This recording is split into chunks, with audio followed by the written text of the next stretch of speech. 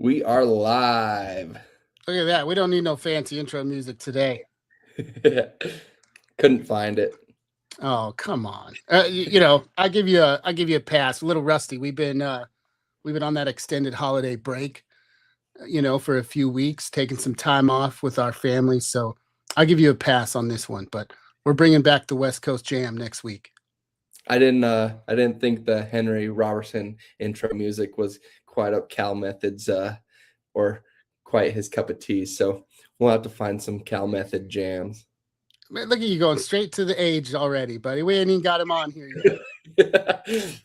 Well, we'll get to Cal in a bit. You guys, if they can hear us backstage, y'all remember who's your favorite. Parker already taking low blows at the knees. Well, did you have a good holiday? I did, I know man. Christmas is your favorite. It is always been a big part of my family's life, and we've carried on that tradition in my family. And we had one for the ages. We finally made it up to Leavenworth, Washington during the Christmas light session. We went the weekend before Christmas, and we got back like on the 23rd, and right after all those big floods. But they were a pretty resilient community and welcomed us tourists with open arms. And yeah, man, ice skating and sleigh rides and, lots and lots of pretzels and all kinds of good stuff up there. So we had a great time, man. Kids had a great holiday. And I just finally took down the Christmas lights this weekend. I normally would have left them up, but we've been getting so much rain and we had like a 5-day forecast of sun. And it was like, I'm not going to get another one of those. So went ahead and took her down, and we've moved on. But hey, 11 more months, and we'll be back at Christmas is back. Are you the type of guy who starts celebrating Christmas before Thanksgiving? Oh, buddy, like Halloween, like is fun, but for me, Halloween is like I like Christmas Halloween Eve. because it marks the beginning of Christmas season. So yeah, I mean we're back in Christmas season in like 9 months, man. This is right around the corner. Perfect. Yeah, how about you?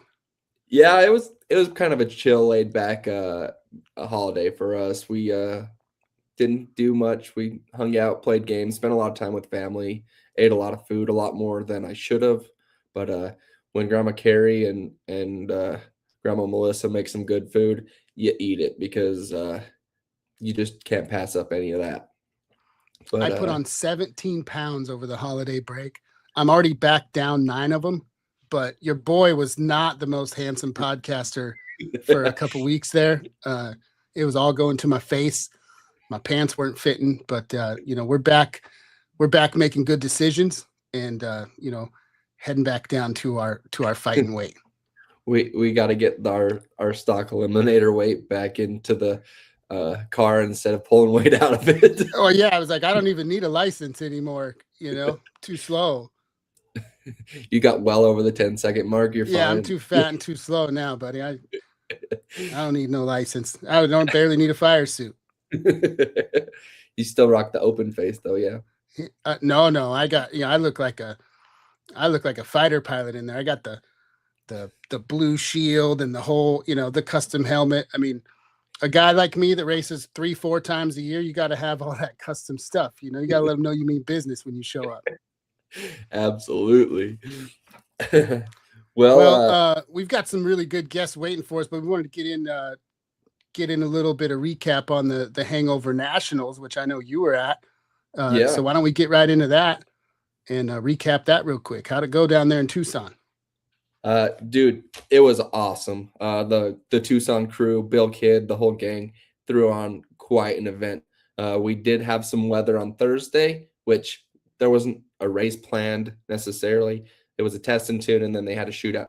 But unfortunately, got rained out. But we kicked things off early Friday, dried the track. They had over 350 entries down there, and That's for, impressive. for that event, it's a lot of cars. The days are short, so it's hard to get all the racing in. The first night, I think they finished at 3:30 in the morning, but luckily, when you're in Arizona, the track held the heat. The crew kept the track in great condition, even with the dew setting in. It's weird to say that do in Arizona, but it was happening. But every car I watched went right down the track. Didn't have very many issues. Um, but it was just good to see a big event in a not so popular time of the year to race. Yeah, Um, man, it looked good. You mentioned the weather. I mean, I've seen pictures from the Wirtz camp with snow all over that roadster, so I know it can get a little wild. And I followed along a little bit. Seemed like every time I turned on the stream, though, all I could see was Tony Marconi. Man, and it's funny you say that because he had quite a weekend. He dominated the pro class. He won Friday, Saturday, and unfortunately for him, Joe Kidd had quite a day on Sunday. But he ran roughshod on Friday and Saturday, bringing home the pro win. And then Joe Kidd, man, he ran himself in the final on day number last, and You think he split it? I don't know. He probably chopped it up in the final. But the whole kid gang, Joe and his boy, they they had a really good weekend in pro as well. I'm gonna bump it back to like junior street. We had a lot of double up winners down in Tucson. Uh, I'm gonna butcher this kid's name. He did great. Nathan Rainstra is how I think you say it. He also won Friday and Saturday, and Sunday. Allison Bowl rounded out the last day in junior street. That's like the junior street in high school category. In motorcycle, which I'm not too familiar with, but Tom Patterson ran roughshod over motorcycle. He won Saturday and Sunday. On Friday, it got pretty late, and the motorcycles didn't want to run on the Dewey track, so to speak. So they combined Friday and Saturday's purses amongst themselves, and and just ran that on Saturday. Um, Junior dragsters, we had junior dragsters there. It's always good to see.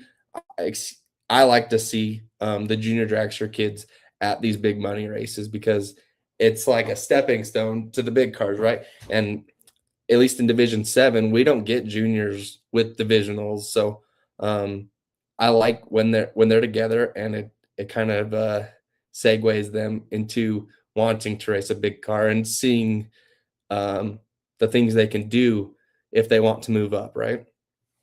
No, I think that's cool. And one of the things we talked to Bill about was just how inclusive that race is, and that's one of the things that makes it so cool is that everybody gets a shot on the big stage.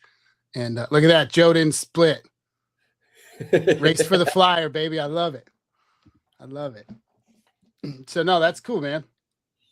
Yep. But Brian Price on Friday and Sunday brought home the big check in the junior category, and that's a fresh setup for him. He just graduated out of the 890 category and is going into 790. So pretty cool to see him get it done and moving up.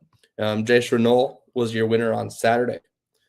Sportsman, Zach Morris brought home the win on Friday.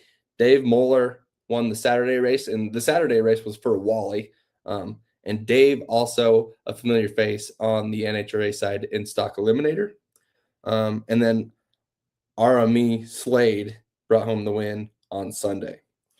We already covered the pro category. Tony Marconi, Friday, Saturday, Joe Kidd, runner-up and win on Sunday. And then Super Pro, Austin Downing dominates Arizona. The whole Downing crew, between Firebird and Tucson, you're going to see one of them boys in a winner's circle. So cool to see that one of them win. Jacob Collins, fresh out of the junior into a big car going 450s in Tucson. Tucson's an elevation track, so that thing scoots if it's down in sea level conditions. And then Kyoki Desa, one of those, he builds junior engines, so he's helping kids graduate from juniors and into big cars. So cool to see Kyoki finally get a win in his new dragster. And that pretty much rounds out the results from Tucson. Congratulations to all the winners. Congratulations to Tucson. I know you guys did well, and I like to see track succeed and it's good that we could have the support from other divisions too. We had people from Texas there, so just awesome to see. I love it, man. I love it. So yeah, shout out to the Tucson crew. Shout out to Bill for putting on what sounds like an awesome event. Congrats on the car count. I mean, that's that's Southwest Showdown type numbers. So great job, man. Sounds like a good time. If this is any prelude to the Southwest Showdown with the Spring Fling coming after it, that's going to be a huge event. I'm excited for Chris and see what he can put together, but everything points to a good year for him. No, that back-to-back looks pretty awesome, man. The Southwest is going to be where it's at come this spring, and I keep feeling like we got a lot of off season left, man. There's racing happening soon, and I'm way behind. So looking forward though to seeing some people light it up and go down the track and kick this thing off. So that'll be great. Well, without further ado, let's bring on the heart and soul of this show and D6 legend, Cal Method. And his family. Cal, we got Cal joined by his children. We got Todd and Kathy in the house too. Really appreciate all three of you making some time to chat with us today. We'll take up as much time as y'all let us, but we'll try not to keep you too long at the same time. So just really appreciate you guys taking some time to chat with us today, and welcome.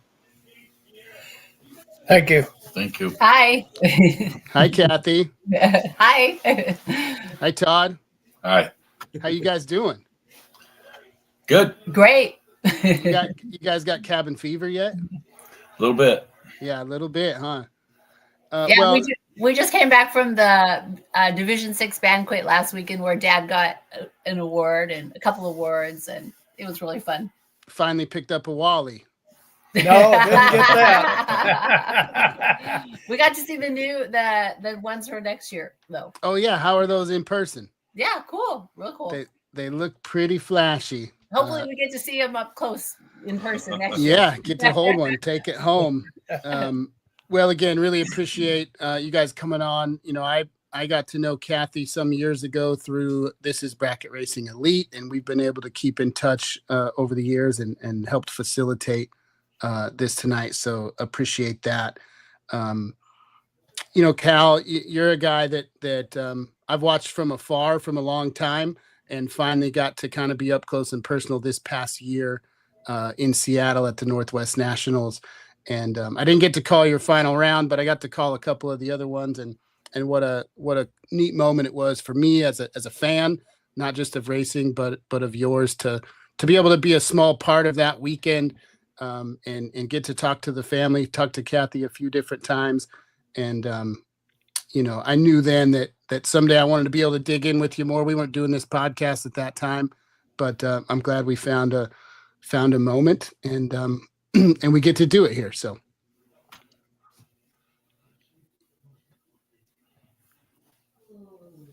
we're pretty excited to have you on. One of the things that I was digging up some research, and I seen that you had over 200 national records. Is this true? Oh yeah. Yeah. Back when national records really meant something, because there was a lot of years in the 70s, you got 200. Well, at one time you got 200 points for an ET record and 200 points for a mile-an-hour record. And that's how I was able to win the division so many years there in the 70s, because at every division race I set both ends of the record.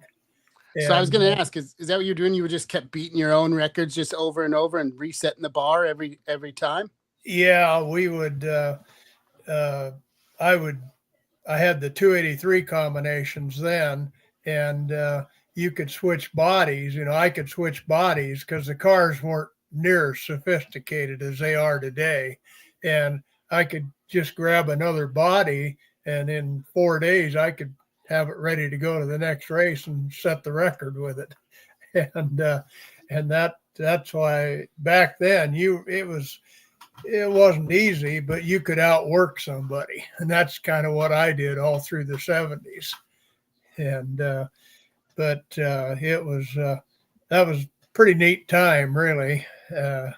They there was a time when each end of the record was worth 200 points, and then there was a time when it was worth 100 points. And then, like I say, at most of the races, you'd set both ends of the record, and then if you won the event, well, you'd come away with a full counter of races. And a lot of times, that's kind of what it took to win the division. What were the season-ending point totals back in those days? I mean, it had to be just huge numbers. Yeah, back then they had the points were different than they are now. You went above 1,000. Like now, if you get 600, well, you're in the running. Well, back then I think it was. If I remember right, it was up in the like 12,000 category, I think, but it was just a numbers game, no, not that much different than today, except you don't have the high numbers, but it was definitely different. So, yeah, go ahead, Parker. Carrying on with points back then and versus now, how has your perspective changed coming from the 60s where you won your first divisional in 1967? Is that has that perspective changed to now in today's modern racing? Yeah, it's definitely harder because back then you ran off national records, and versus today, everybody in the eliminator is able to run their number basically, whereas back then all through probably, I would say through 79, there was probably, I could tell you the last 5 guys for sure that would be there, and most of the time it was the last 4. And like now, you can't even come close to that because it's a lot more competitive now as far as the driving end of it.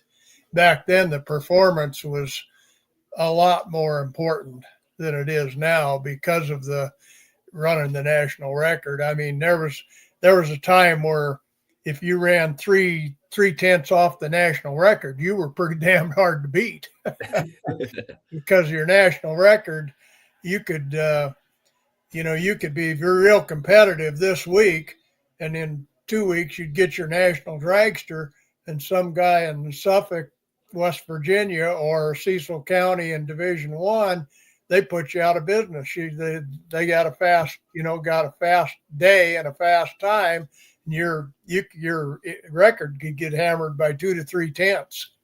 Mm-hmm. And that's another reason I was switching bodies so much, is because they could put you out of business overnight.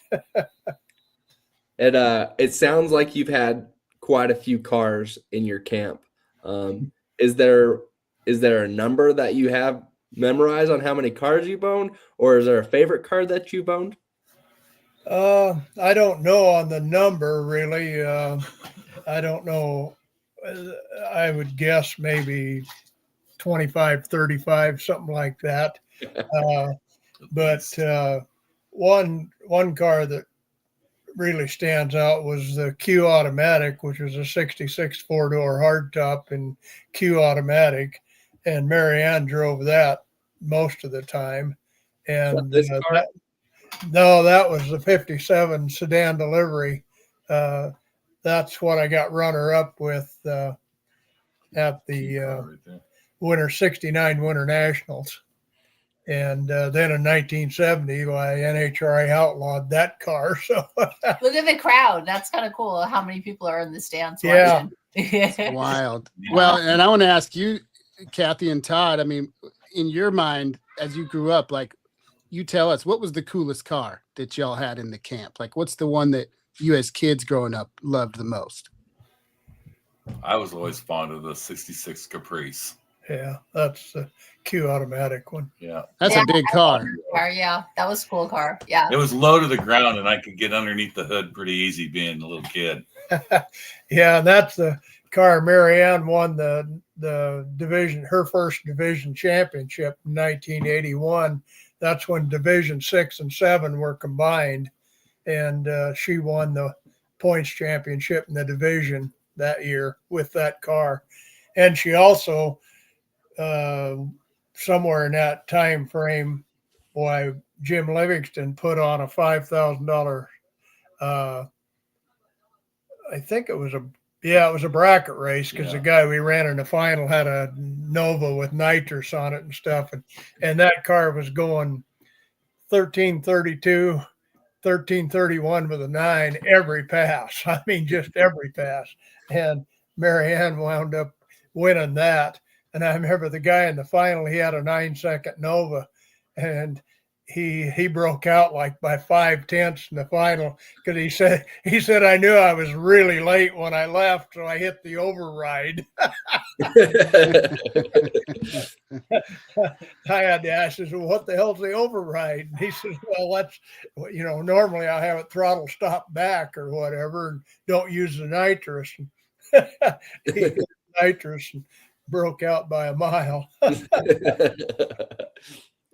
A different time, things have changed so much, and you've been able to be a part of that evolution. You raced at a time that a lot of people now, referred to as the good old days. I'm somebody who thinks the good old days are every day, the time that we're in now, because that's what you have, right? Right. But what's that been like? Watching it evolve and having to stay current and stay up on that? It's changed so much from where you started. Well, some of it is okay, I guess you'd say, and some of it I really don't like at all. Kind of technology has really been the thing that has changed stuff, and that, in a way, is like I hated it when they went. We used to get an ET at a mile an hour. That was it, and nothing else. And I really didn't like it very much when they went to the information age where you get everything but the color of your underwear on the ticket. It did make it a lot easier for people that weren't competitive to figure out why they weren't competitive. Whereas there was a time, like when they first brought out the Christmas tree, that's why in the 70s we were more dominant, because John McLaughlin, one of my partners, him and a friend of his figured out the rollout on the starting line. Well, back then everybody ran small tires or whatever tire on the front of your car. Well, John and them figured out that if you had a bigger tire, you got more rollout. And there was also a time if you staged closer to the outside of the track because those lights on the starting line, they had a 3-inch beam on them. So you could get a hell of an advantage. And there was just a whole lot of people that didn't understand rollout back in those days. That's why you'd see a lot of people back then, leave on the green. And we figured that out right away, that, you could leave early. And that part of it, all of those, that kind of stuff is what's really changed today. I mean, everything is just, everybody knows pretty much all there is to know, about driving and all kinds of stuff, and guys driving the finish line great and stuff like that. It's that part of it is just really, really changed the sport.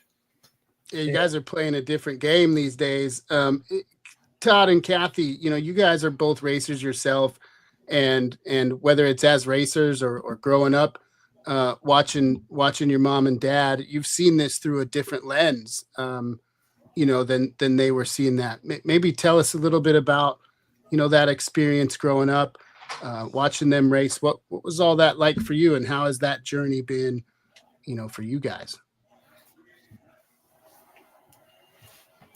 What? Oh, I don't know. It was just always fun. I always loved going to the races since, we were going since we were babies, and it was just always fun. It was just always part of our life. That's what we thought was normal, pretty much. And then I left. I got married and left, and my husband is retired military, so we were kind of living all over the world. And then when I came back, he retired, and we came back here.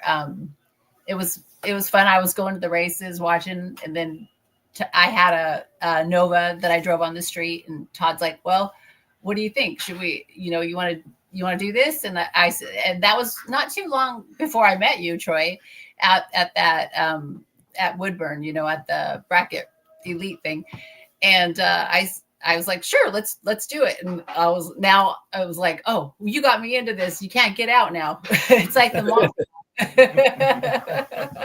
Once you're in, you're in.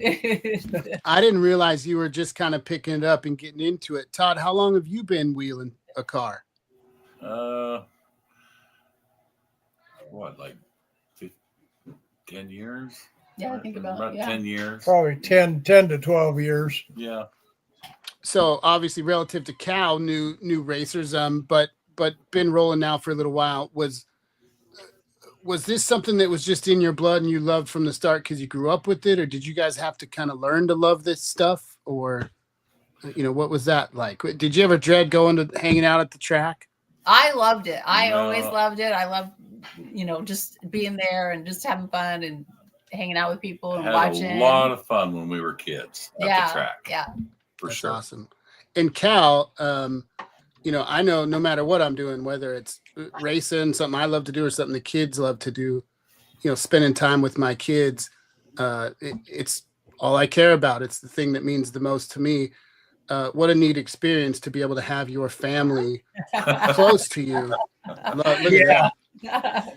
Well, it's really great, we're so lucky to just have them here in the same town, let alone being able to go racing with them.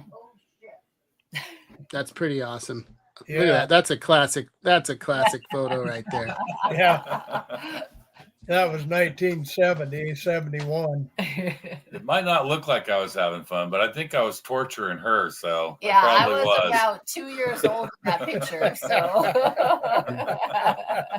and she's cheesing hard, so she was having a good time. Yeah. Speaking of my kids, I got to shut this door real quick, or we're gonna get this show crashed in a hurry by my 4-year-old. Take it for a minute, Parker. I got to handle business here. Okay, I got it. So now that you guys are in the sport, is there potential for a third generation of Cal Methods grandchildren in the driver's seat? I don't know.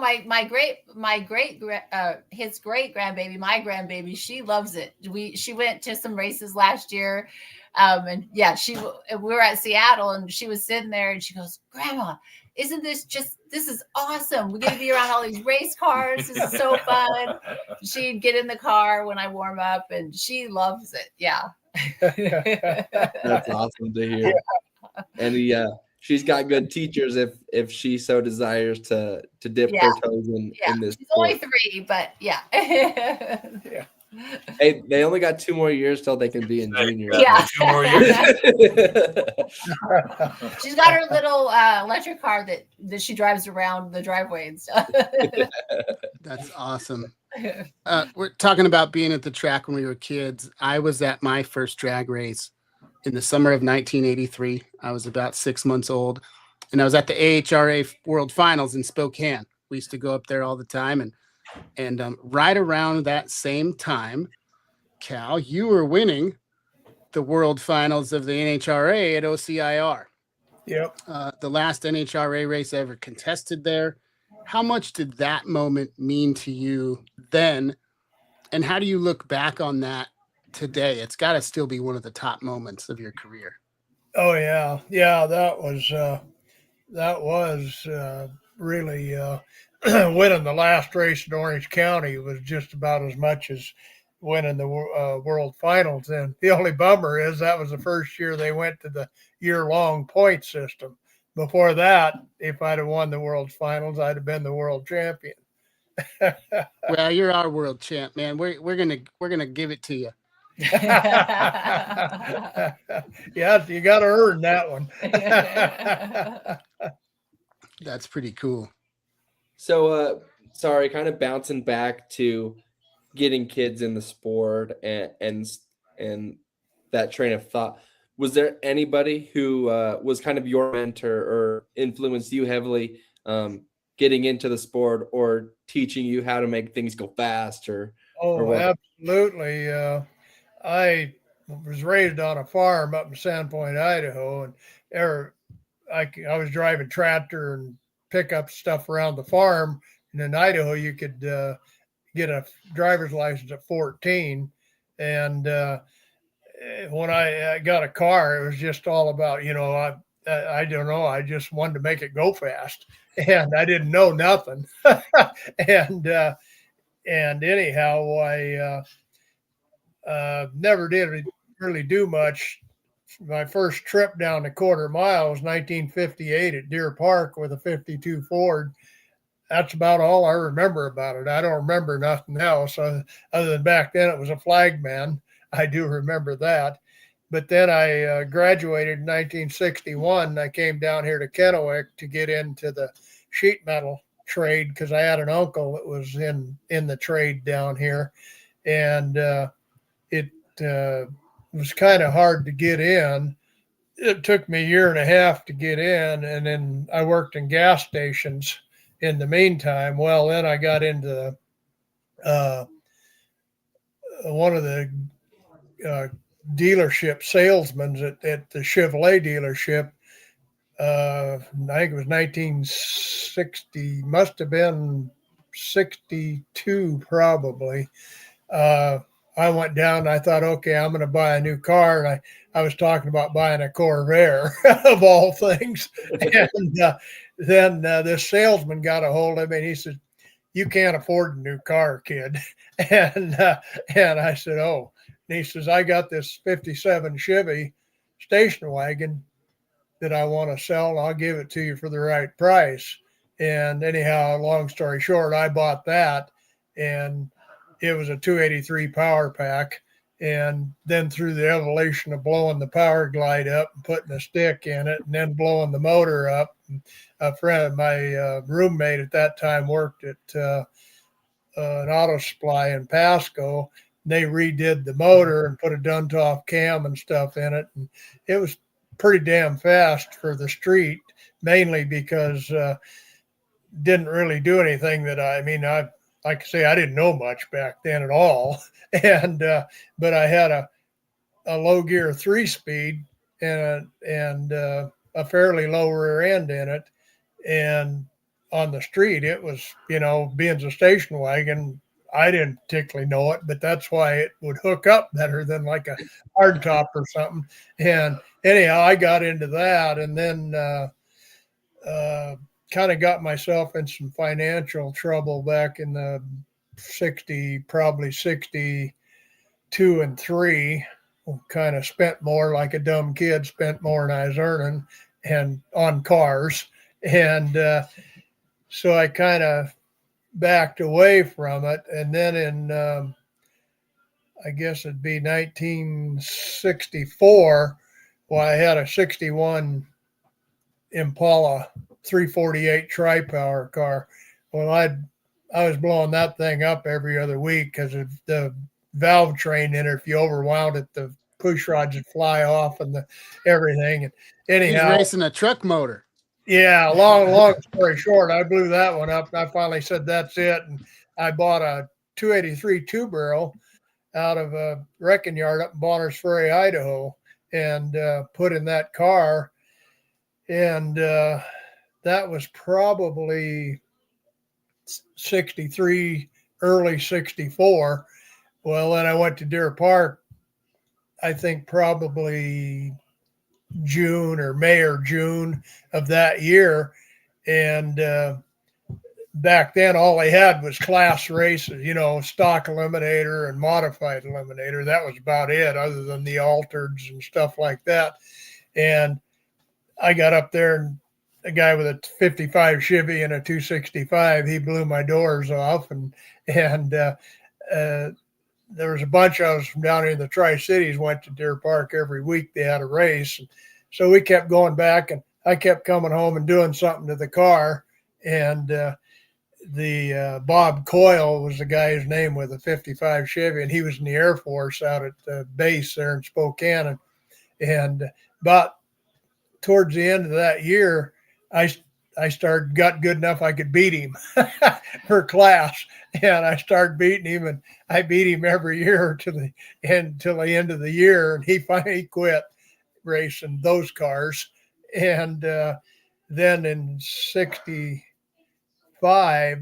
I think I was running probably close to a half second off the national record, but somehow I wound up winning the Eliminator, which was I didn't really know much about then. And I remember Leonard Rolfe, he was a Ford sponsored guy out of Spokane, and he told me after I won, he said, "Well, you want to be sure and go get your money." And I said, well, I didn't even know you won money back then. I said, money? And he says, yeah. He said, you get $65. And he said, don't let Mo screw you out of it, because he said he's notorious for running off and you ought to chase him down. And I think I won at about 12:30 Saturday night. And it was about 3 o'clock Sunday morning when I finally got my money out of him. And that was the first time that I knew they had money. But the guy that really leading up to that was in '66. And back then, I got to tell you, there was nobody out there, period, that would tell you anything about how to run a class car. I mean, nothing. If they did tell you something, they were lying to you. And in middle of '66, I found out that I always knew. I mean, I had studied it, and there was 23 stock classes at that time, and there was, if you held a national record, you were somebody. And there was 8 national record holders out of Yakima, Washington. And I'm thinking, well, what the hell? Why? How can there be that many there? There's something. Well, Sanderson Brothers had a 9-passenger 57 wagon, and I found out it was for sale. And I called Jim Sanderson, and he said, God, we just traded it to this realtor guy for some land. And I said, well, you traded it to him. What? He said, well, he gave us $1,000 trade in on it. And I said, well, is there any chance you get the car back? And, I'll give you $1,000. And Jim said, I'll call you next week. And he called me and he said, yeah, the guy said, fine. He'd rather have the money anyway. So that next weekend I went down there, and he sat me on the couch and talked to me for 2 hours. And he told me, what was going on. And he took me light years into the future. I mean, I would have never, it had took me years and years and years to ever get that. But when I bought that car, I mean, I instantly became one of the guys to beat. And he told me that their dad had went to high school with Dave Crowler and his brother. Well, back then, NHRA didn't know how to check camshafts, and somehow they knew it. And so they ground cams that were they were really big cheater cams, but you still had to, back then you couldn't put notches in the pistons or anything. So you could only put in so big enough, but it was enough where the cams helped, like that last tenth or so. And then there was a guy, Gene Glazier, he was building all the motors in Yakima. And anyhow, when I got that car, I became instantly competitive. And I won I think '66, I won the Montana State Championship with it. And then '67, I won Edmonton, the first points meet up there that I ever won with that car.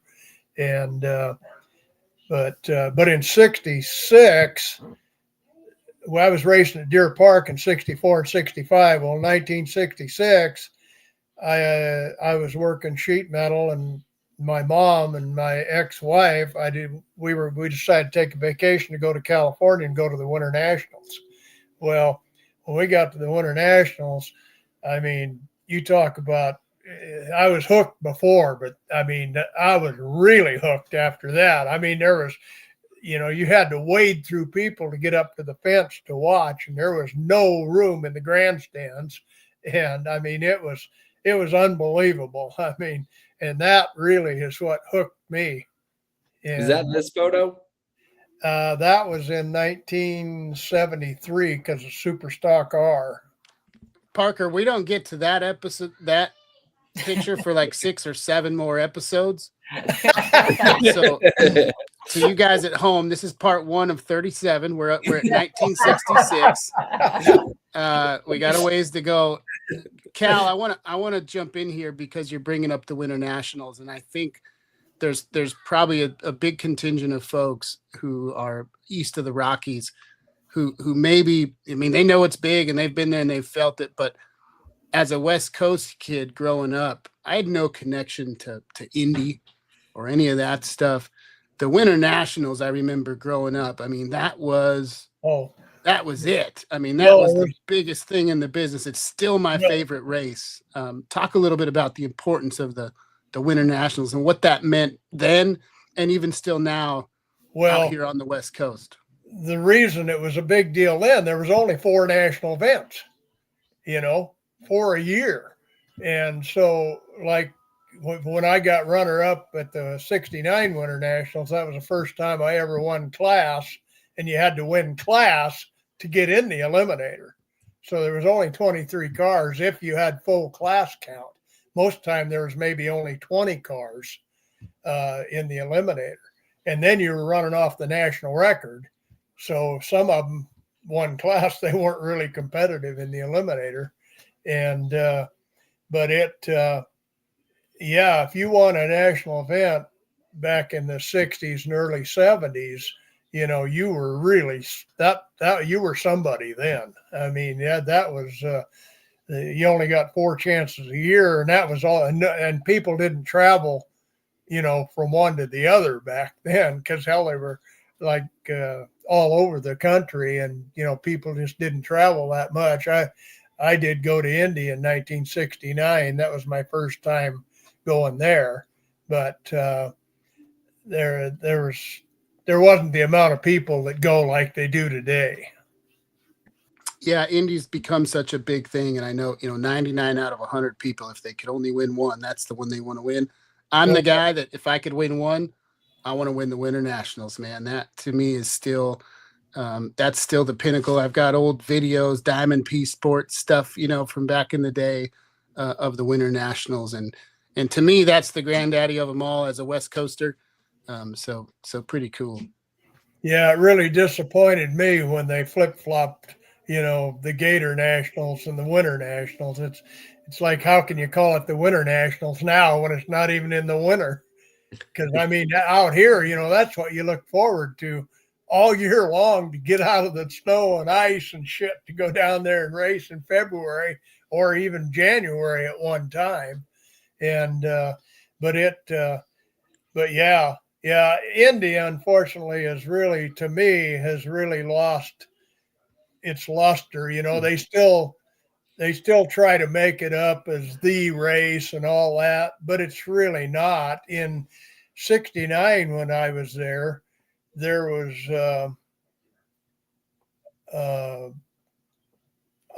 sedan deliveries were the car to have back in those '68, '69, and all the magazines you were in all the magazines with one, and there had to be over 150 sedan deliveries back there. And I remember I was so disappointed because I seen all the cars that were in all the magazines. I mean, mine was in there too, but I got back there and I got to tell you, I mean, I don't know, practically everybody there come up and commented on my car because it was a show car, race car.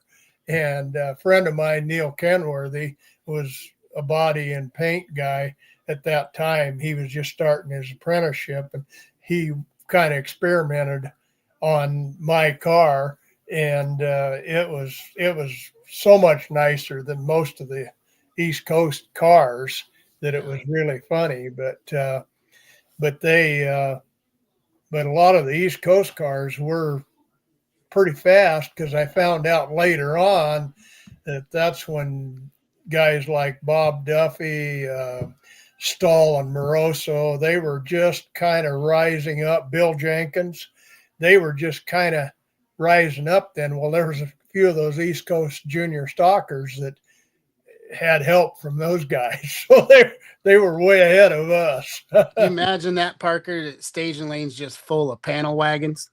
Well, there was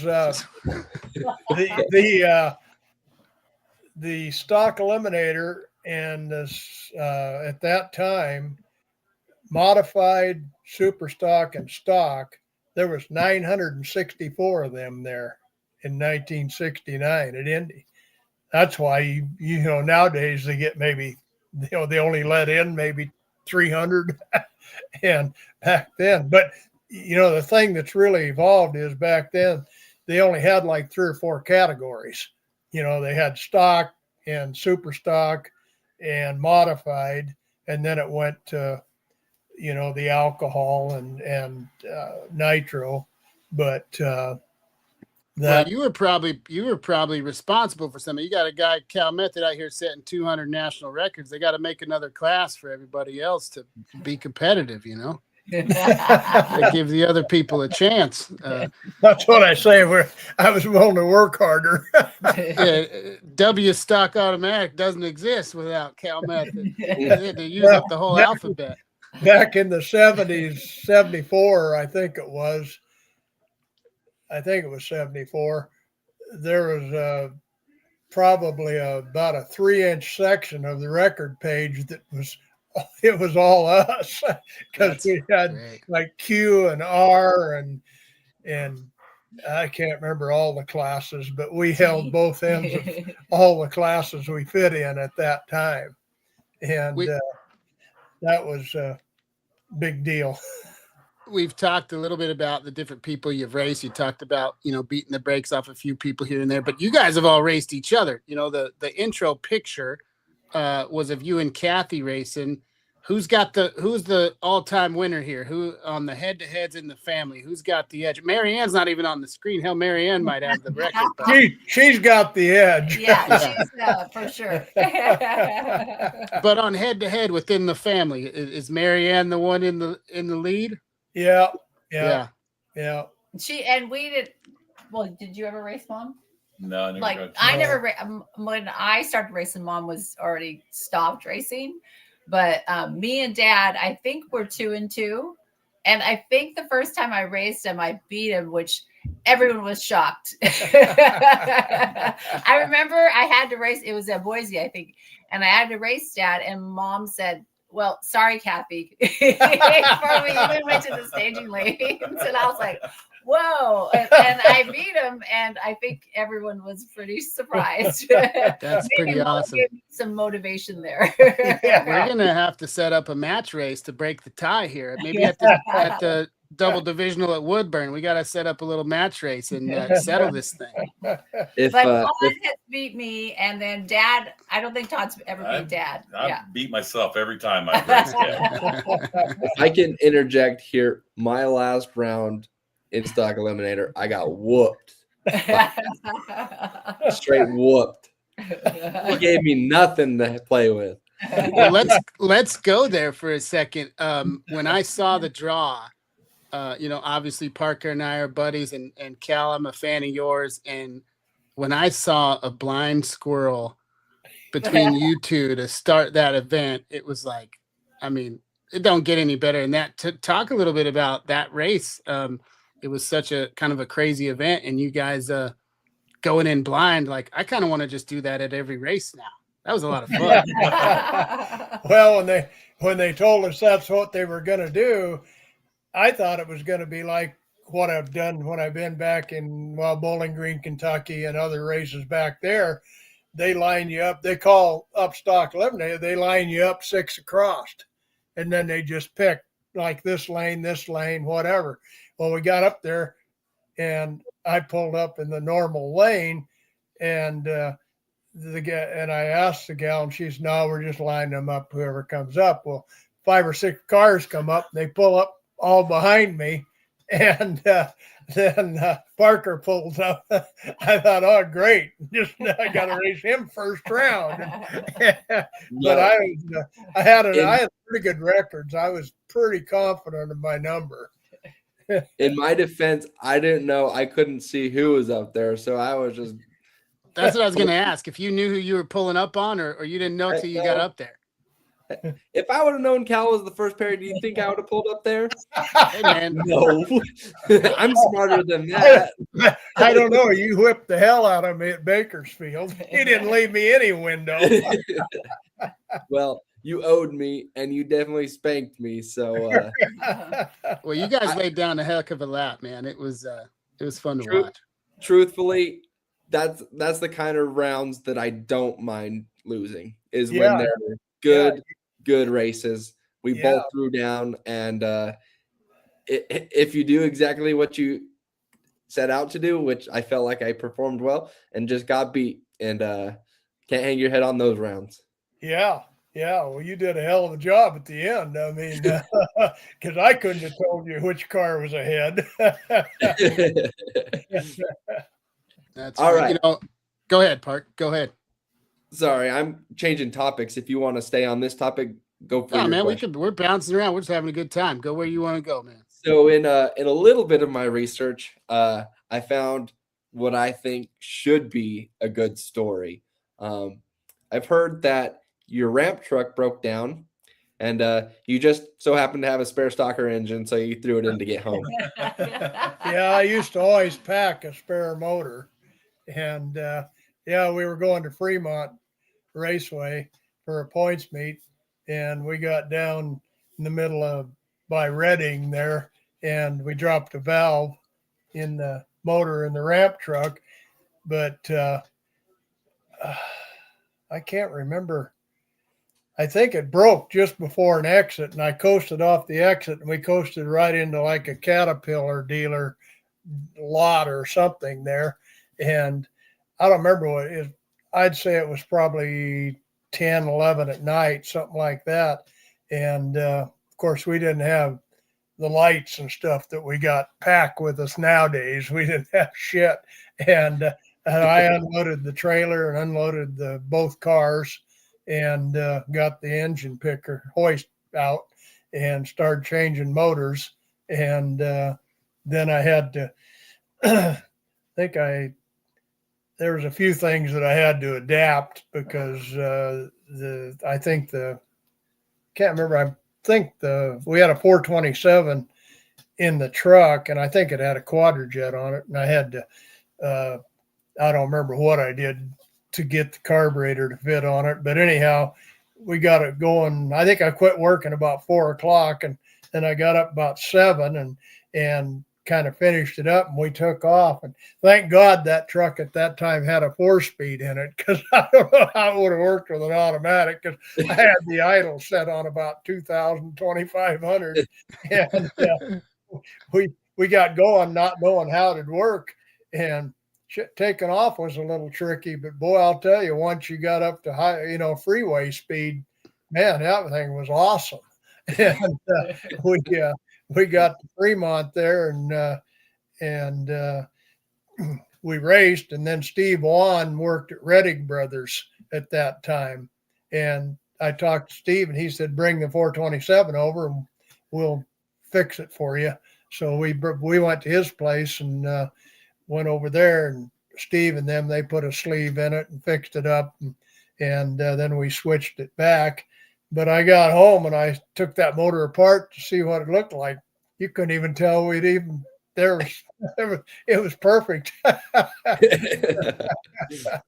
But we had a lot of stories like that. I mean, one year we was coming home from Indy with a ramp truck and trailer, both cars, and we were out in the middle of Nebraska or someplace out there. I don't remember where the hell we was at. we blew another tire on the trailer. Of course, back then you just had regular old tires on it was an open trailer. And we're going, what the hell do we do now? Because we're out of spares. And we look over, here's this pile of cars sitting out in the middle of this field. Well, at that time, when you build a trailer, we found out that Rambler, they bolted their front spindles on. So you could go get those and build a trailer and put that onto your square tubing or your rectangular tubing, and that would, you could have a spindle, build your own spindle. So we had those. Well, we went over to that wrecking yard, and I'll be damned if there was a Rambler over there that had 2 good tires on it. And so we took them off and put them on and went down the road. But we got a lot of stories like that. There was one year going to Indy, and we had the Q automatic car, and it was on the trailer on behind, and my wagon was on the ramp truck, and it had the 9-passenger well that sticks down about 6 inches below your bumper or something. Well, we're going through somewhere, I don't know where it was at. I was in the Midwest, and we're going through, and Mary Ann's driving, and I'm in the sleeper sleeping, and all of a sudden I'm just bouncing, and I'm going, what in the hell? I get up and I says, God, pull this thing over. It's just bouncing like crazy. And the road was that bad. And so I took over driving, and I didn't go a quarter of a mile. And all of a sudden I could feel something went limp back there behind the truck. And I told her, I says, man, I think your car is gone. And I let off the gas a little bit. Well, about that time, I seen the car. I had a single safety chain on it, and it had went that way and jerked, and it was coming back across. And I said, boy, I don't know. And I just eased off the gas, and that thing, it went the nose down and went under the back of the truck, and the nose of her car slid underneath that 9-passenger well, and it pinned it right there. And I was able to slow it down, and the only thing that hurt was a chrome strip that went on her hood. Oh my God. And then we're sitting there, we're going, well, what the hell are we going to do? Because the ball had broke the shank on the ball on the trailer hitch. And so we're sitting there, and this state cop pulls up and wanted to know what was going on. And I told him, and he says, hop in. And so he takes me to the next little town, and he said, there's a Ford dealership there. And he said, on the used car lot, he said, I'm sure you'll find a ball the right size. He says, go out there, and when you find it, just put a $10 bill in the hole. And I'll be damned. I go out there and I find one, and I did it. Went back to him. He gave me a ride back to put the ball on, and off we went. I mean, I couldn't believe it. Man, everything was better back in the day, man. Yeah. Wow. I think nowadays, they won't hardly stop if you're no matter what. There's nothing I fear worse than I always talk about my car. I could afford to build it once, but I can't afford to build it twice. And the one thing I fear the most is that trailer coming off the hitch or something. I got it was an old hay trailer that I kind of fixed up. It's an old open trailer, and and it's all right, but it could be better. And sometimes the latch ain't a little loose, and my chains aren't very good. And man, every time I go anywhere, I play that scenario in my head, that trailer passing me up, or the chain breaks and rolls off of that thing. And my biggest fear, man. And I wouldn't get that lucky. Mine would wind up in the other lane, parked in some family of fives, front end. And yeah, I remember when we bought our first motor home, and we got our first stacker trailer, Mike Henderson and Mike Furter, they had stackers and the big motor homes. They'd had them for a few years. And I remember them telling me how they had both lost their trailers, and they'd went down in the ditch, and thank God they didn't overturn or hit anybody else, and kill them. And I remember I come home right after talking to him. I doubled the receivers on there, and we use double receivers now because that really that's scary because you think like if you go over it could just easily go over and hit somebody head on and kill them. Yeah, man, scary stuff.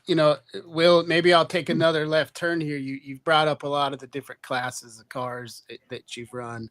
I want to know the classes. I don't have them all memorized of each three of your cars now, and then I have a follow-up question to that.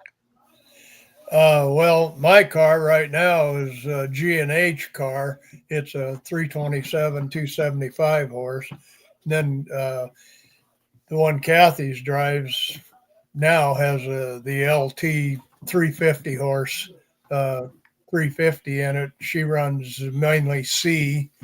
And then the Camaro, Todd's Camaro, it runs B and C with a big block. Mm-hmm. So you talked about switching bodies before, something that's always intrigued me.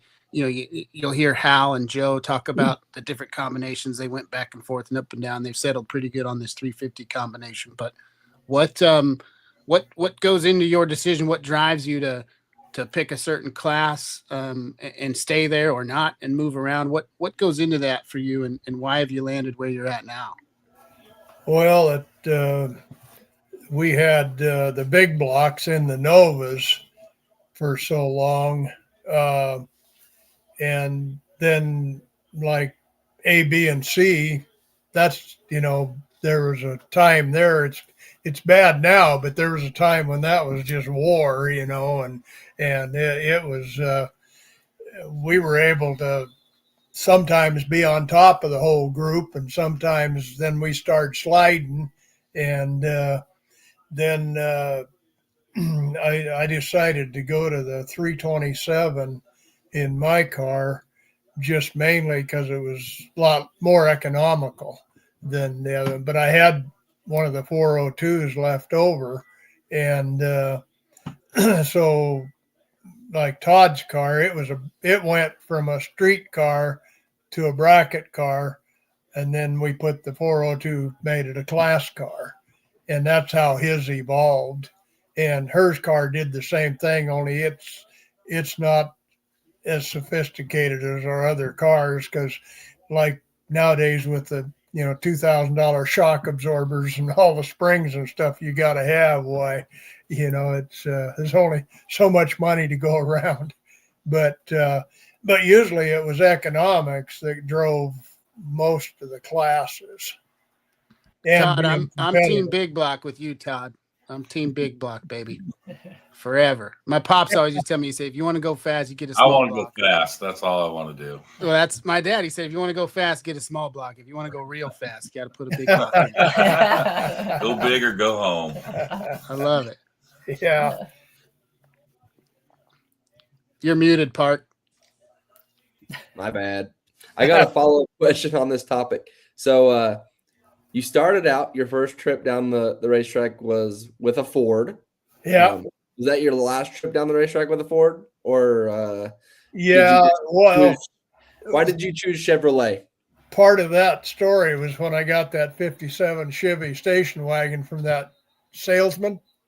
When we broke the motor, through a series of finding the parts, I found out you could get the Duntov cam and the subtle lifters and a can of EOS from GM for $16 back then.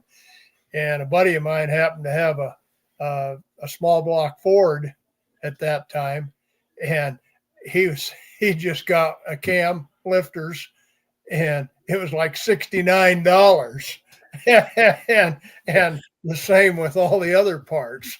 And the Chevrolet was just a way lot cheaper car to make go fast than a Chrysler or a Ford. They were just always more money. And then when of course, when I got the 57 9-passenger wagon, that just sold me on Chevrolets. Now I ran 283s forever because they were cheap. I could build them. I mean, lots of times I had 5 motors out in the garage, and we always had a spare with us, and it was just a different time then, and yeah. Well, Yeah. that part stayed true. You still can't afford to build a Ford that goes fast, man. I've got an old Ford pickup truck, my grandpa's old 75 Highboy, and it's just got a, bone stock basic crate motor, and I keep thinking I want to hop it up a little bit, but it's more expensive to build that thing than it was my race motor. So Yeah, yeah. It's real. That's just like one of the most humbling experiences for me was, and I did my own motors all the years up until I would say probably somewhere 2010, give or take, something like that. Then it got to where the age of cheating and covering it up came in, and I finally was sliding and not being as competitive as I wanted to be, and so Bob Gullett and I are good friends, and I knew of his Tilburg connection, and so finally I told Marianne, I says, we gotta I gotta order a motor. Before I did it, I added up the parts, what it would cost me to do it, and the machine work, and put it together, not including a trip to the dyno. And then I called Brian and said, what it was for him. It was only like $2,500 more for him to do the whole thing, and plus throw in going to the dyno and back. So you could say, look, babe, it's making a smarter financial decision here. and you still get me for a couple hours. Yeah. Yeah. Maybe she wanted you to go the end and go. I got another question for you. So you've raced predominantly stock and super stock your entire career. Is there any other class that you ever raced or considered racing?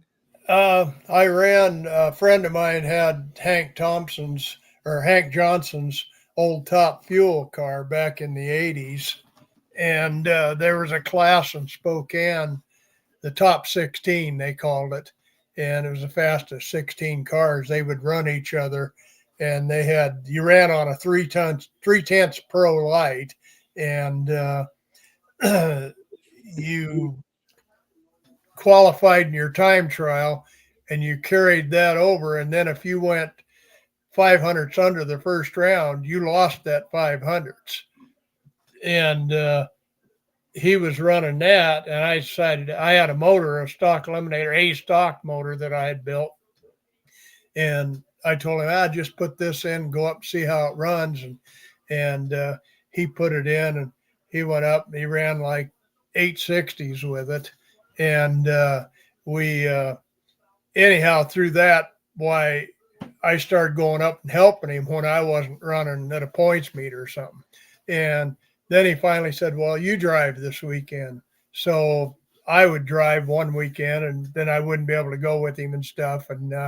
And after I drove it the first weekend, why the starter and Don Jewell out of Spokane, they were high school buddies. Well, the starter you had to stop 5 feet back, and the starter would wave you in. You couldn't go in till he waved you in. Well, he made sure Don got in before you did. Not a 3/10 tree, you were screwed. And that's back when trans brakes in the Power Glide, they were when you clicked them, you might roll 2 inches or you might roll 12 inches, and you didn't know. And so you had to kind of, the only way you could make it consistent was to get it up about 2,000 RPMs and jolt the shit out of it when you set it. And so I went a couple times. I went and I said, I know how we can win here, but you got to make some changes in this car.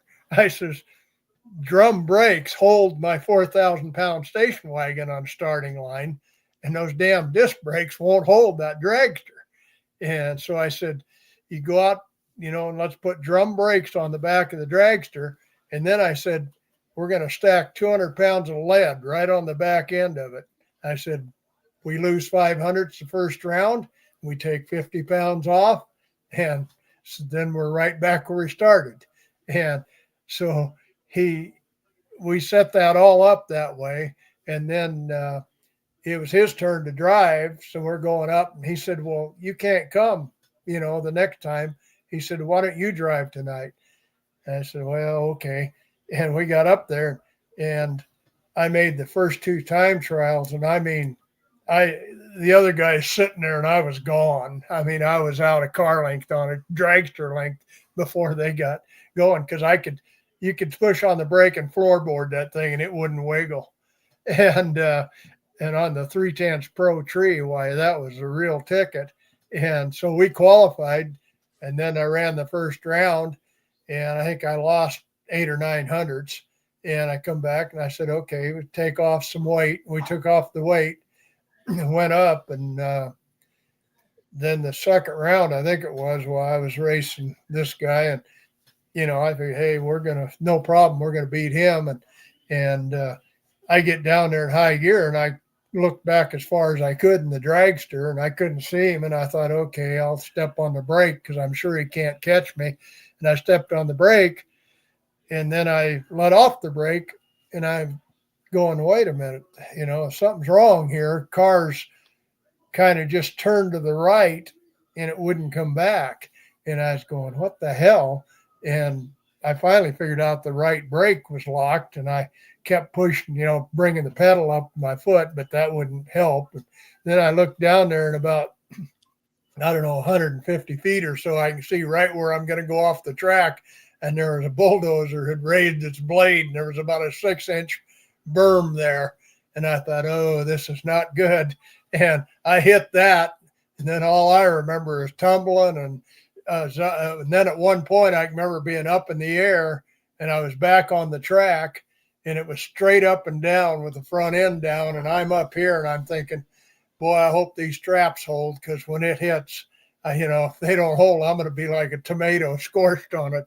And anyhow, it hit and rolled and everything, and it finally come to a stop. And I got out finally. First thing I did is I was going, damn, I'm not hurt, because when I was tumbling, I was thinking, boy, what if if a rod breaks or something and sticks through here, I'm going to get punctured. And anyhow, I got out, and I was sitting there. Well, the car was absolutely beautiful, because they're made back in those days. They broke right behind the driver. That section broke and went away. And then the rear end, it broke at the rear end, and it broke behind the driver. And those 2 parts were supposed to go away from each other. And then you had the front end that you were in that basically stayed intact. Well, when I was tumbling, I knew there were things tumbling all around me.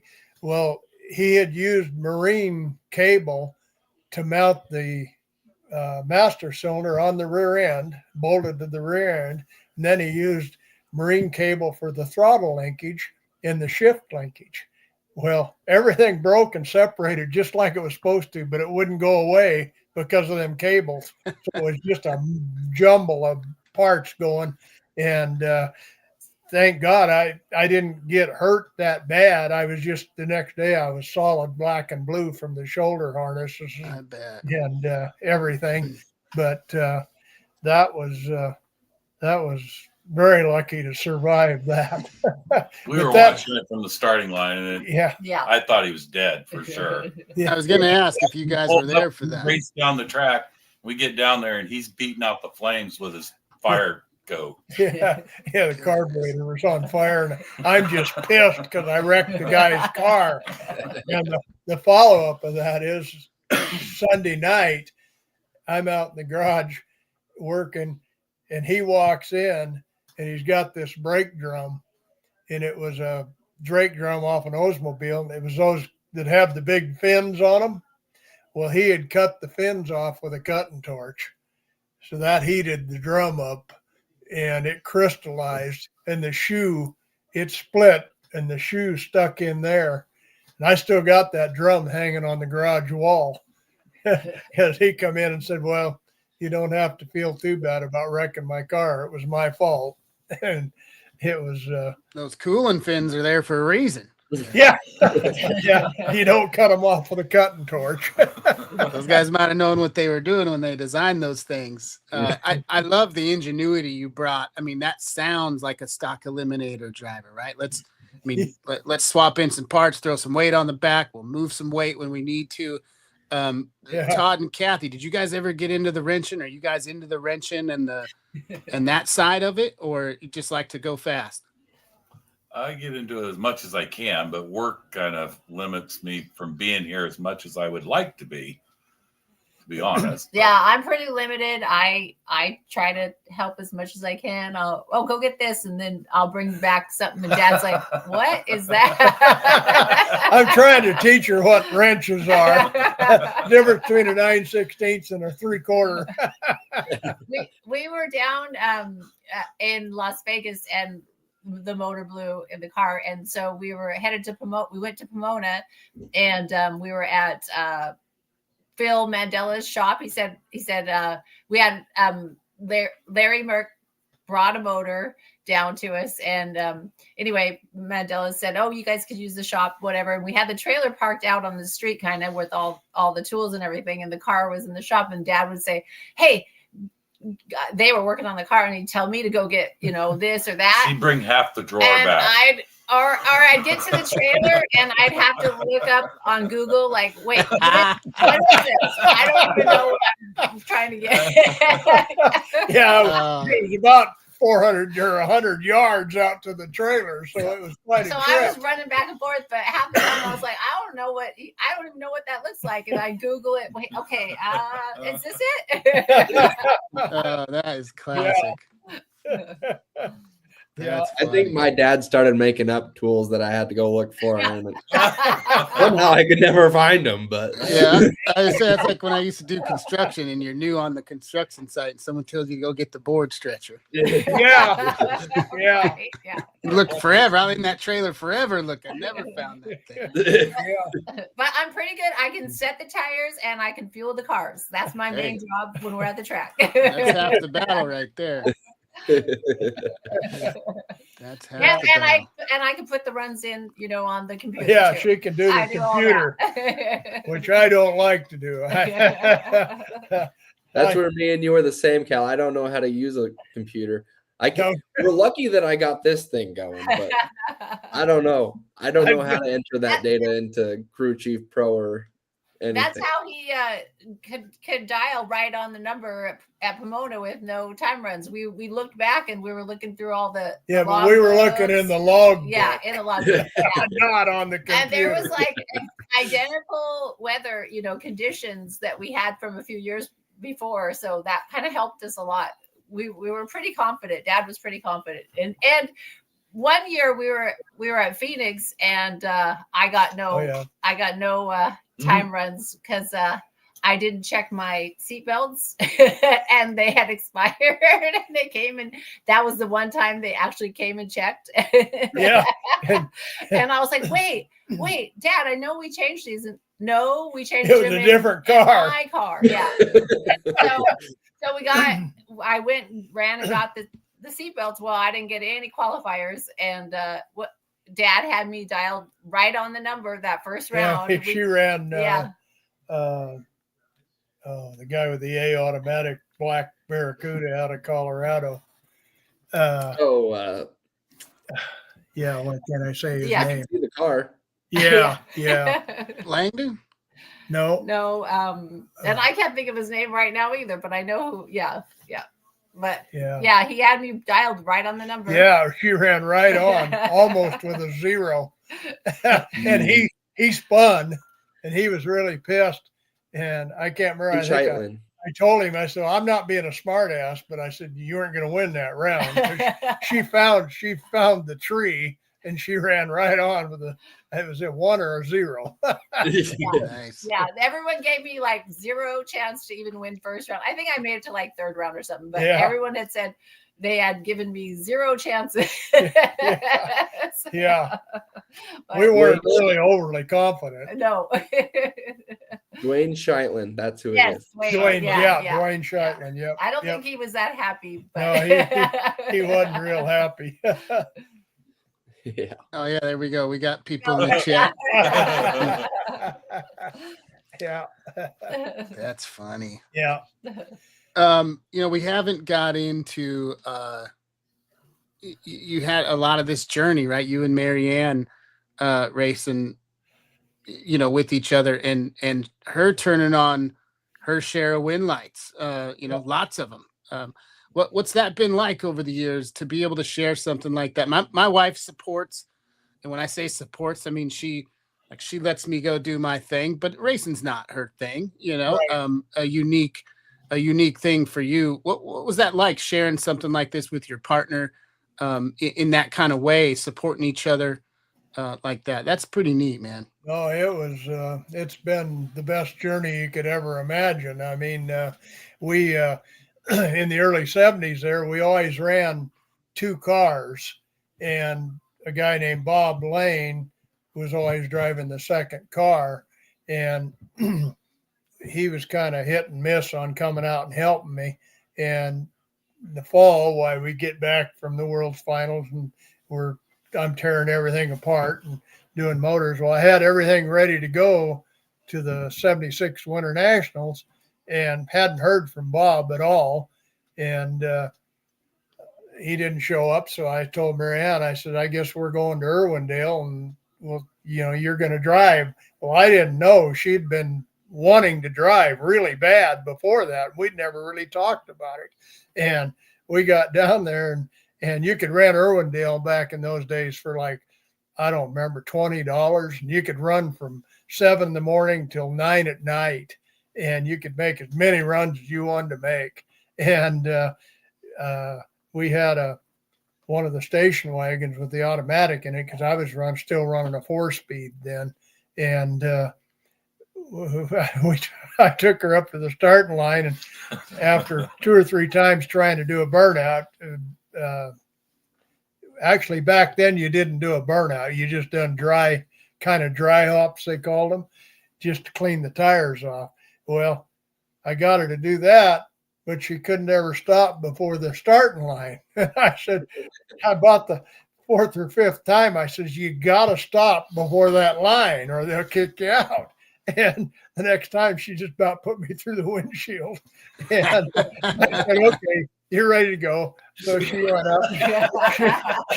She made a run, and then I don't know, we made quite a few runs that day, but she got onto it real quick. And we went to Pomona, and we were on the same side of the ladder, and we're going rounds, and she's going rounds. And we got down to the quarterfinals, and she was racing John Dusenberry, and I don't remember who I was racing. But if she had beat John, then we'd have met, and one of us would have been in the final. And anyhow, she red lighted against John Dusenberry. And then I think I broke out against him the next round. But that was her first time driving. And then the next race we went to was Boise Points Meet. And there I set both ends of the record. And we met in the final. And I told her, I said, you got a red light, because I got points for setting the record, and I didn't set the record with your car. So, I told her, from the get-go, we always said it's a team. Whatever's best for the team wins. And anyhow, that happened a few times that year. And then from that point on, I mean, she just drove good from the beginning. And then when we got the Caprice, the Q stock automatic, that car for some reason or other was easier to drive than the other cars, the starting line. It was, I don't know, it just reacted different. And then in '81, why Gary Rouse and I had went back to went to Denver and then the Spring Nationals in Ohio, and then Bowling Green for the Sports Nationals, and we were flying back and forth. And then we went to Denver, and in Denver I won the national event, first one I'd ever won. And so I won it. We tore down, and I got kicked out because the camshaft had a divot in it that back then they checked duration, and on number one lobe, we had touched it. I had let Gary Rouse have the cam, and I guess the cam grinder that he was copying it. Well, he had touched it, and it opened 3,000 duration, and then it took 56 degrees before it actually opened the valve. And Jim Dale and I had our differences, and he was bound determined I was kicked out, and so I got kicked out. Well, I was so devastated. I got in the sleeper, and Gary drove home, and 24 hours I never got out of the sleeper, and so I was kind of devastated that whole year. And Marianne was doing good, I guess, in the points. I don't remember too much about the points meets and stuff that year. All I remember is getting that kicked out then. And by our trophies, I can see we went to Indy, which I don't remember. But anyhow, we went to Indy in '81. But long story short, she went to this one? no, that's the two-door hardtop, I think. No, I see a door handle back there. Yeah, that must be with a stick in it, running Q stick. That was before Marianne got it, and there is a picture somewhere of her with it. And anyhow, she had a chance to win the division by going to Bakersfield, but she had to be in the final. Yeah, I think it was between her and Pete Cost, and she was down there. Her and Gary's wife Pat at the time, they went by themselves, and I stayed home and worked. And they went down there, and anyhow, she got to the semis, and she spun, but the person red lighted against her. When she got back to the truck, Val Hedworth come over, and he was looking at the tires, and he said, "Marianne, you got cord showing all the way around." And so those guys jumped in, and she had a spare set of tires with her, so they changed that, and then she lost the final to Dave Flett, but she won the division when she won the semis, and that was, really. She's had a couple things like that really. She liked that car, so she got good at driving it. But then when I built the Nova in '93, I really built it for an B stick car. And at that time, you had to run the stock seats. Well, after I got it built, I got in it, and I couldn't even, with my helmet on, I couldn't even sit up straight. And so I thought about it. I said, shit, that's your car. I still had the '69 Camaro, because that was the other thing. When I won the '83 World's Finals, you guys will be able to, enough to appreciate this. When I won the 1983 World Finals, I won enough money that I bought a first class A stock automatic '69 Camaro with that winning.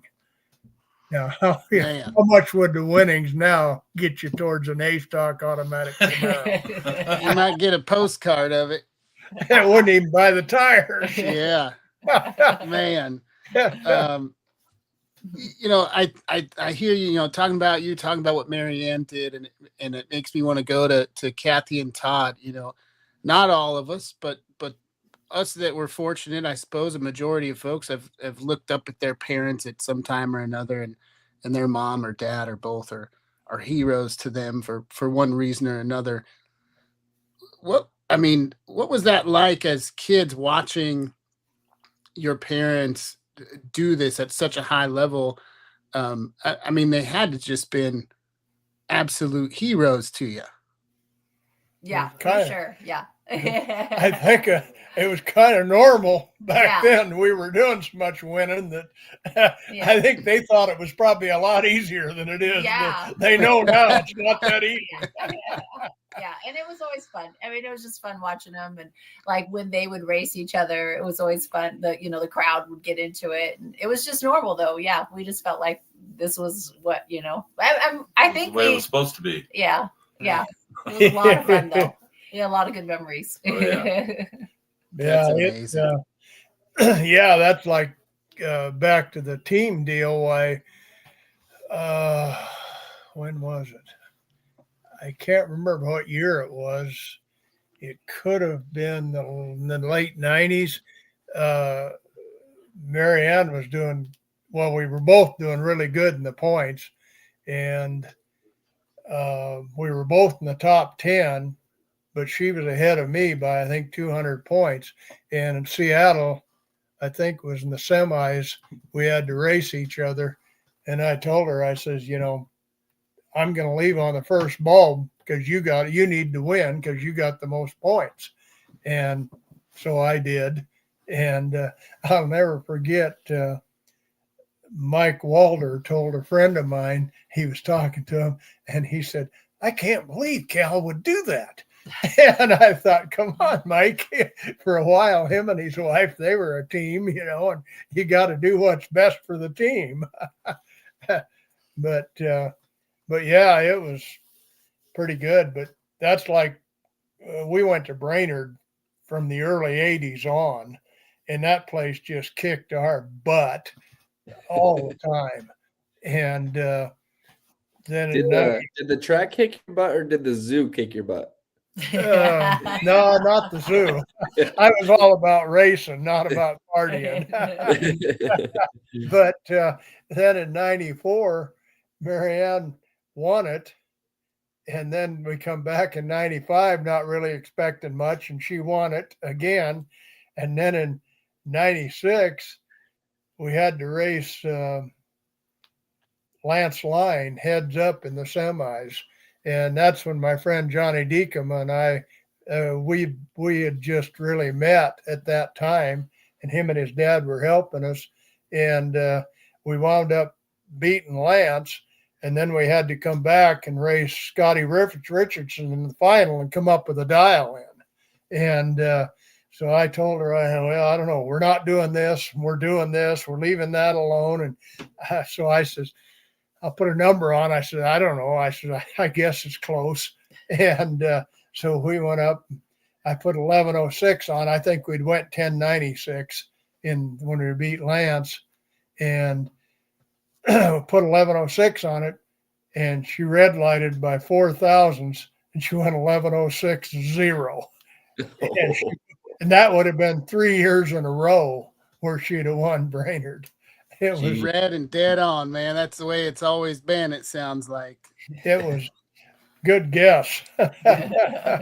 So how many nationals does Marianne have under her belt? She's won 3.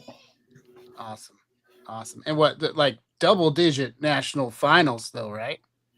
No, I don't know how many runner-ups she's had. Not near as many as I have, because I've had a bunch where I lost in the final. But the all-time king of that is Dave Wren. He had like 19 finals and never won a national.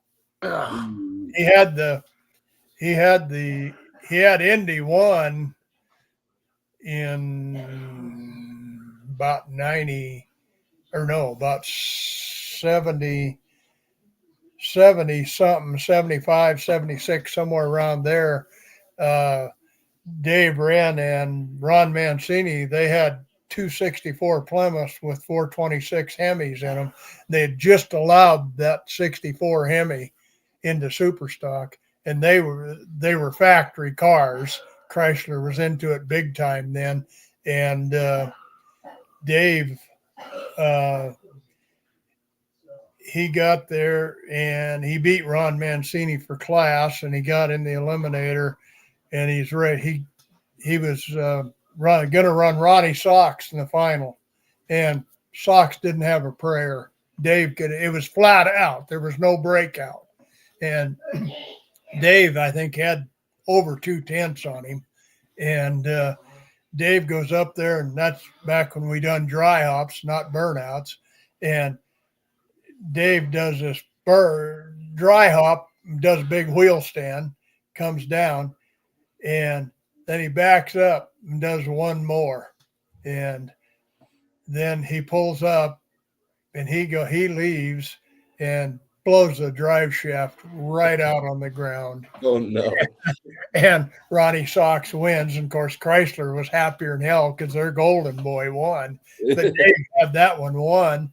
And I felt so sorry for him because that, like I said, he was in, I'm pretty sure, 19 finals and never won one. Man, good on him for keeping with it, though.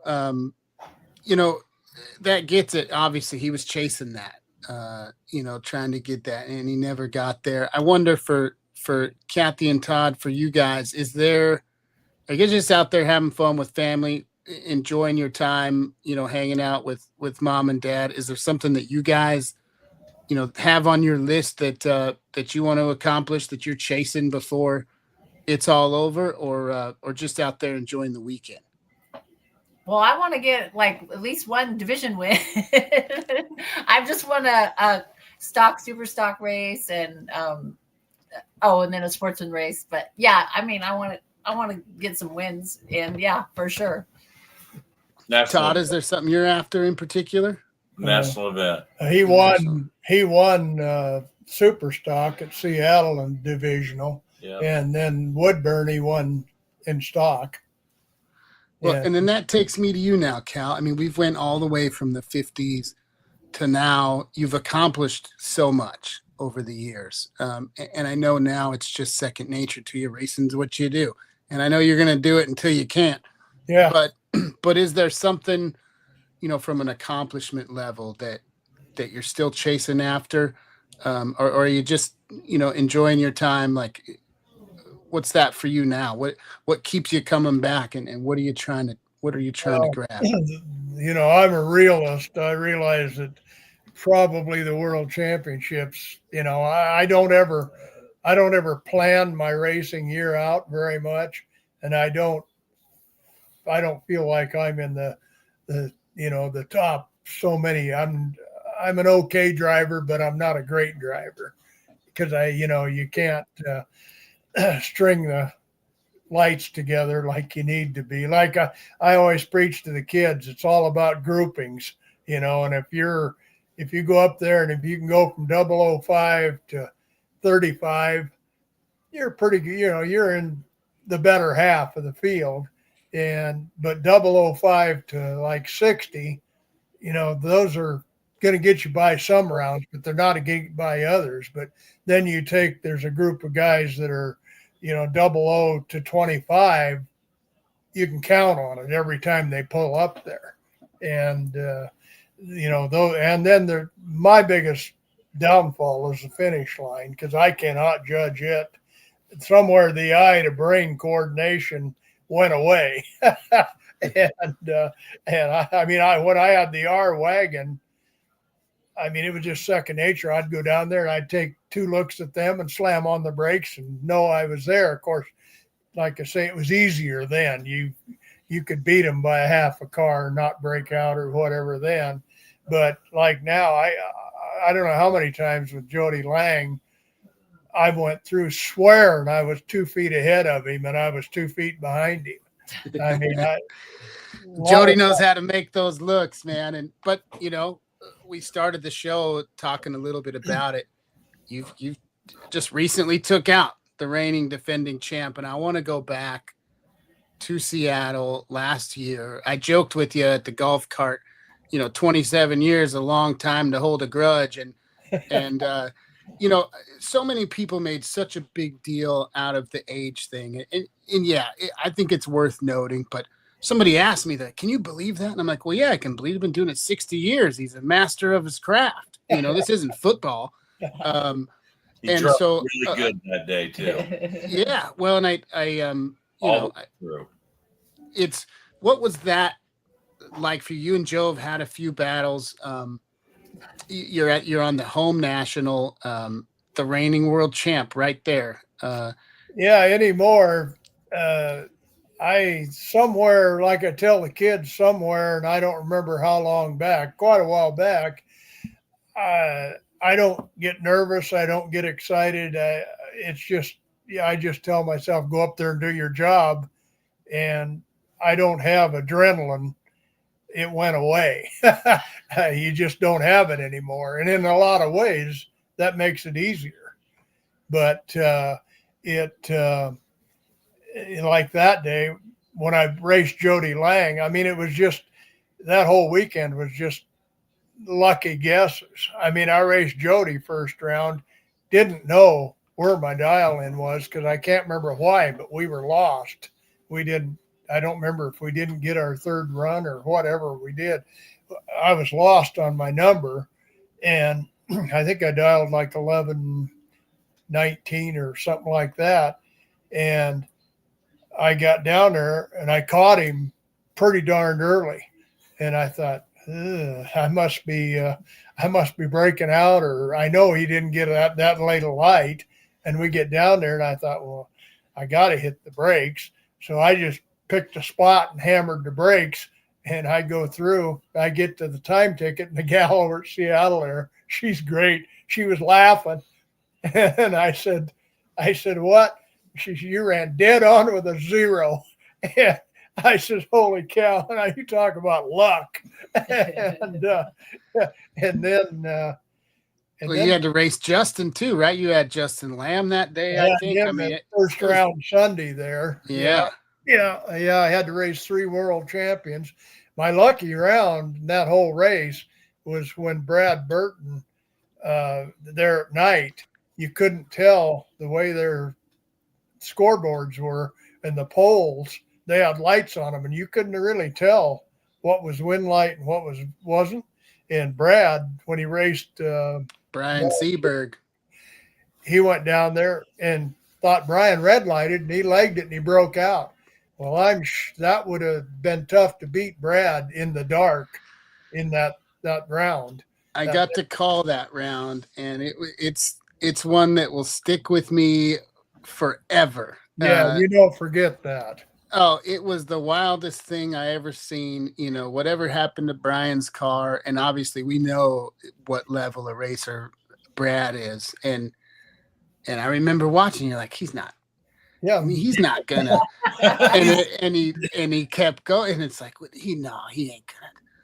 And they just ran her out there, and it was just like, man, Brian was sitting in the middle of the track, wasn't he? Parked. He was parked for 5 seconds. Yeah.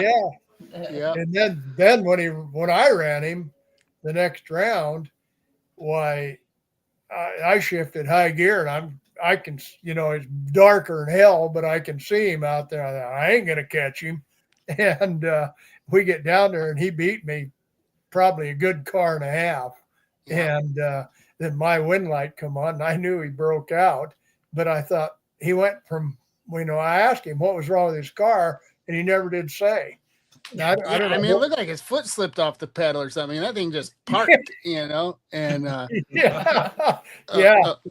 that whole weekend went that way. But that's like when I ran Justin Lamb in the semis. I had never beaten Justin, and we got down there, but I did know exactly what my number was on that run. I mean, I had known those last runs, and I left the starting line, and I'm packing 200s. I know I'm packing 200s. I have to get rid of something down there.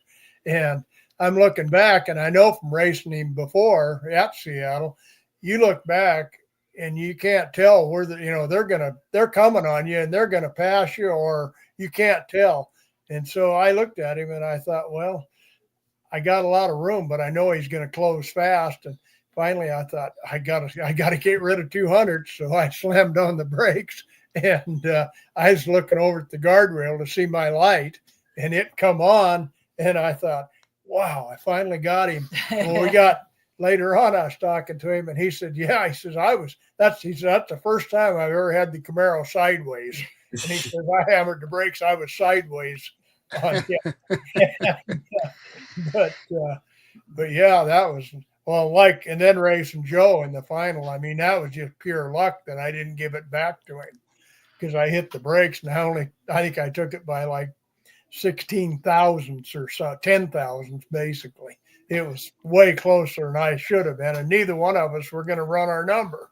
Yep. It was a perfect way to finish it out, and getting to see the family, Todd, Kathy, that was what a special moment, right? For you guys all to share. I remember just the energy you guys had and the smiles at the golf cart waiting to do the interview.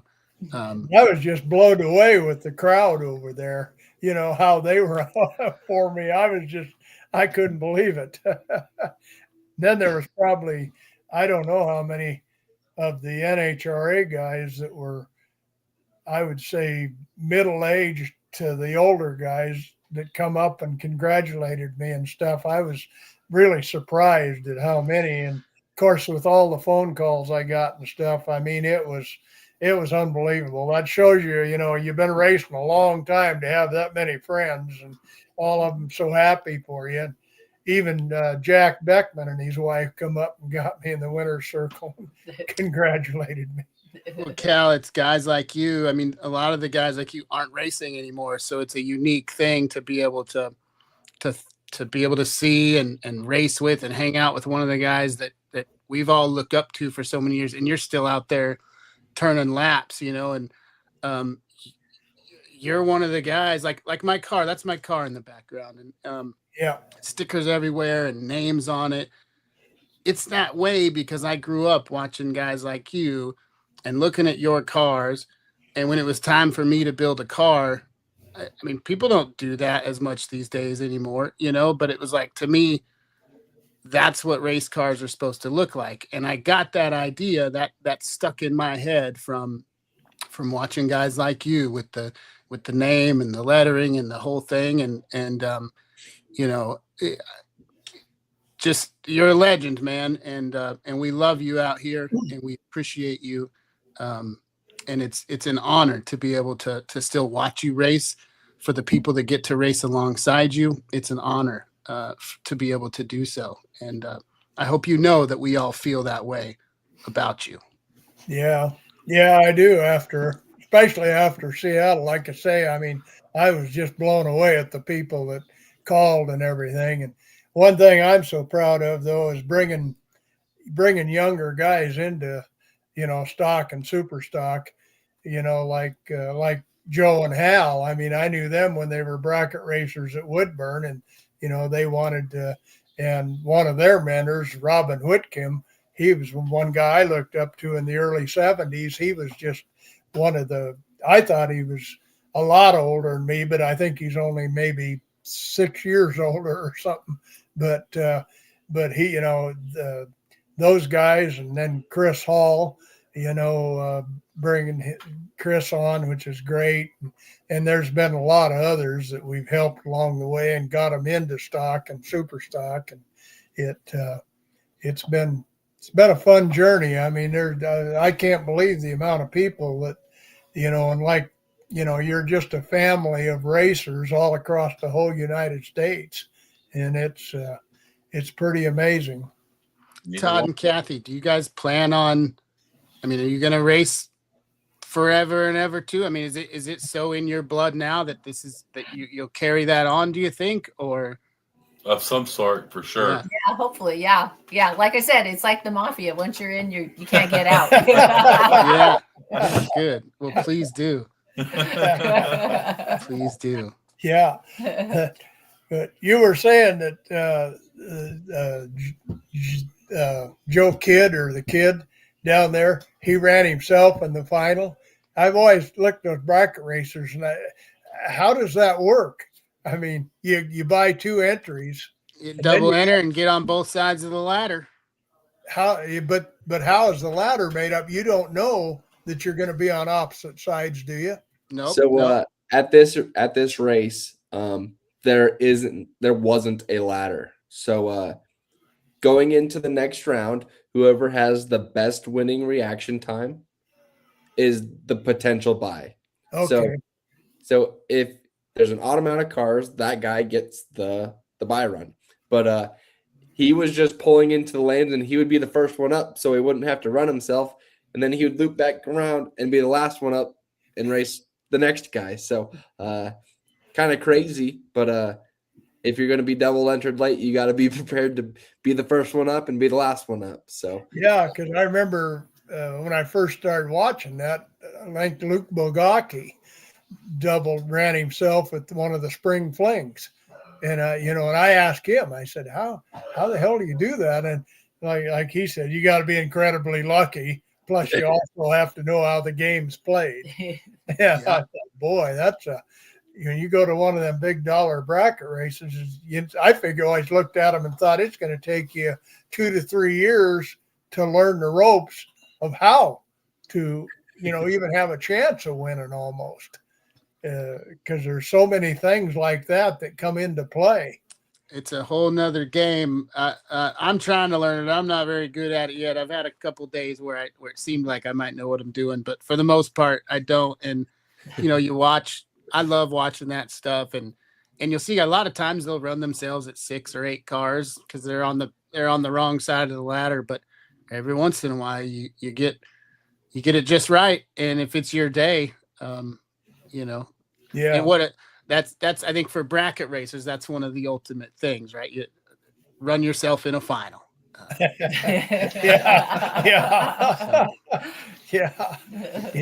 That's yeah. Did you run a dragster down at Tucson? So we actually picked up Glenn and Earl Snow's Super Stalker, the Trans Am, and we bought it as a roller, so no engine and no transmission. And we put together a little bracket car, Tanner and I, and we've been trying to sort out some bugs on that. It's still not quite where we want it yet.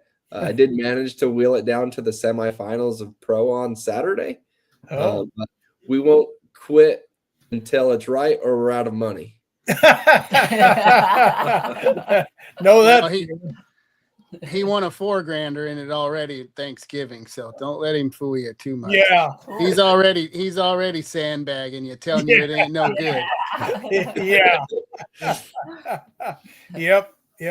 That's yeah. Parker, what else you got, man? We've taken up the time. Like I didn't even notice what was happening to the clock. Yeah, well, we don't mind talking.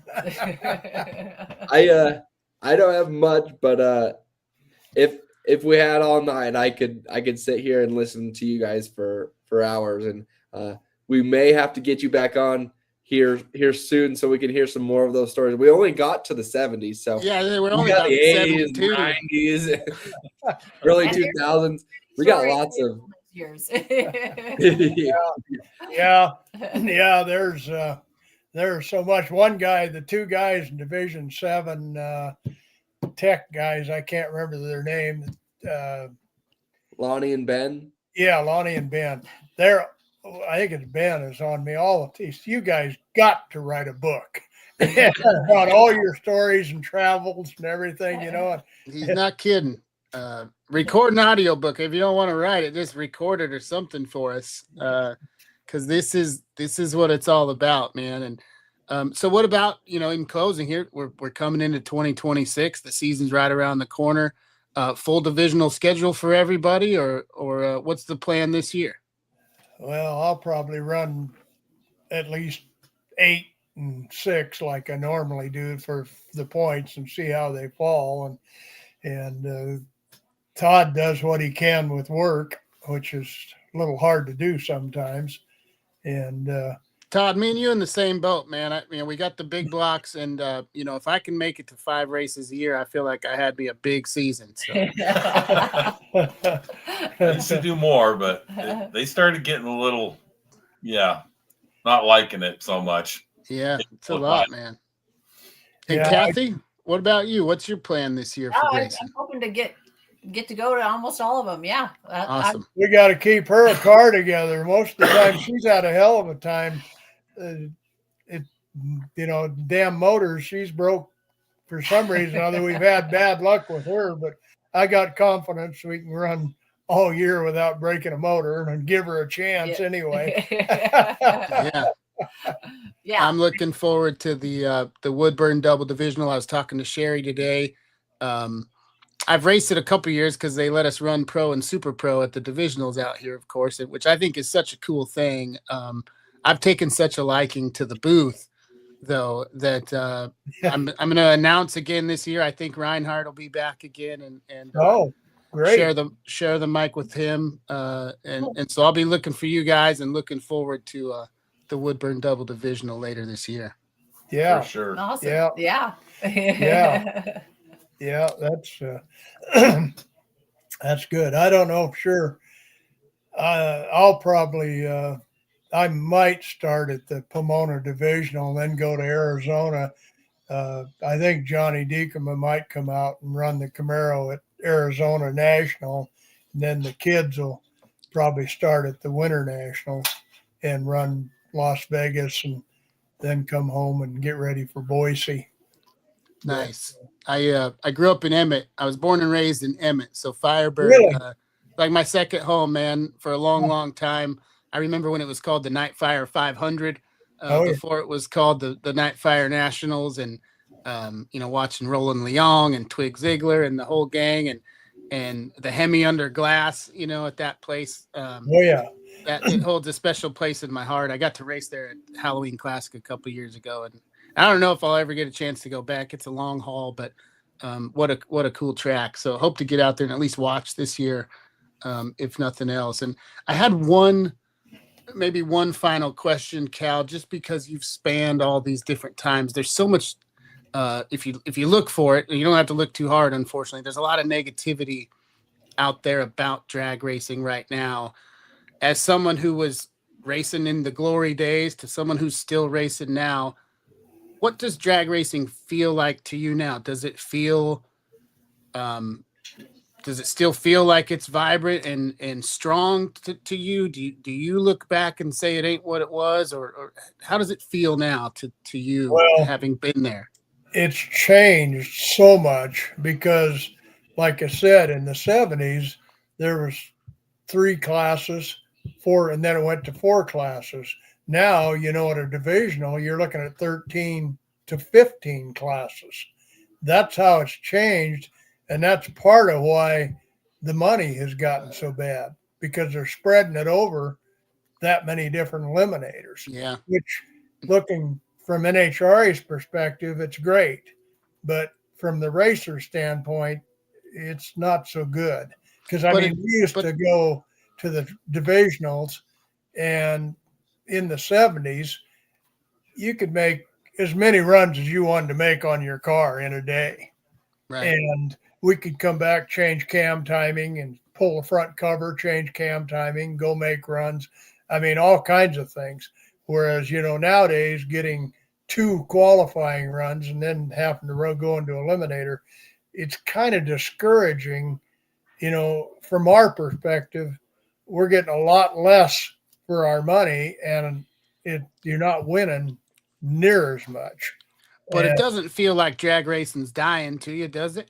All you got to do is look at the pits and stuff. There's no way it's dying. Yeah, I say that a lot. I think drag racing, I think, is stronger, maybe at least as strong as ever. It's more fragmented now. Like I said, there's a million classes, all these no prep and small tire and big tire and medium tire and this and that.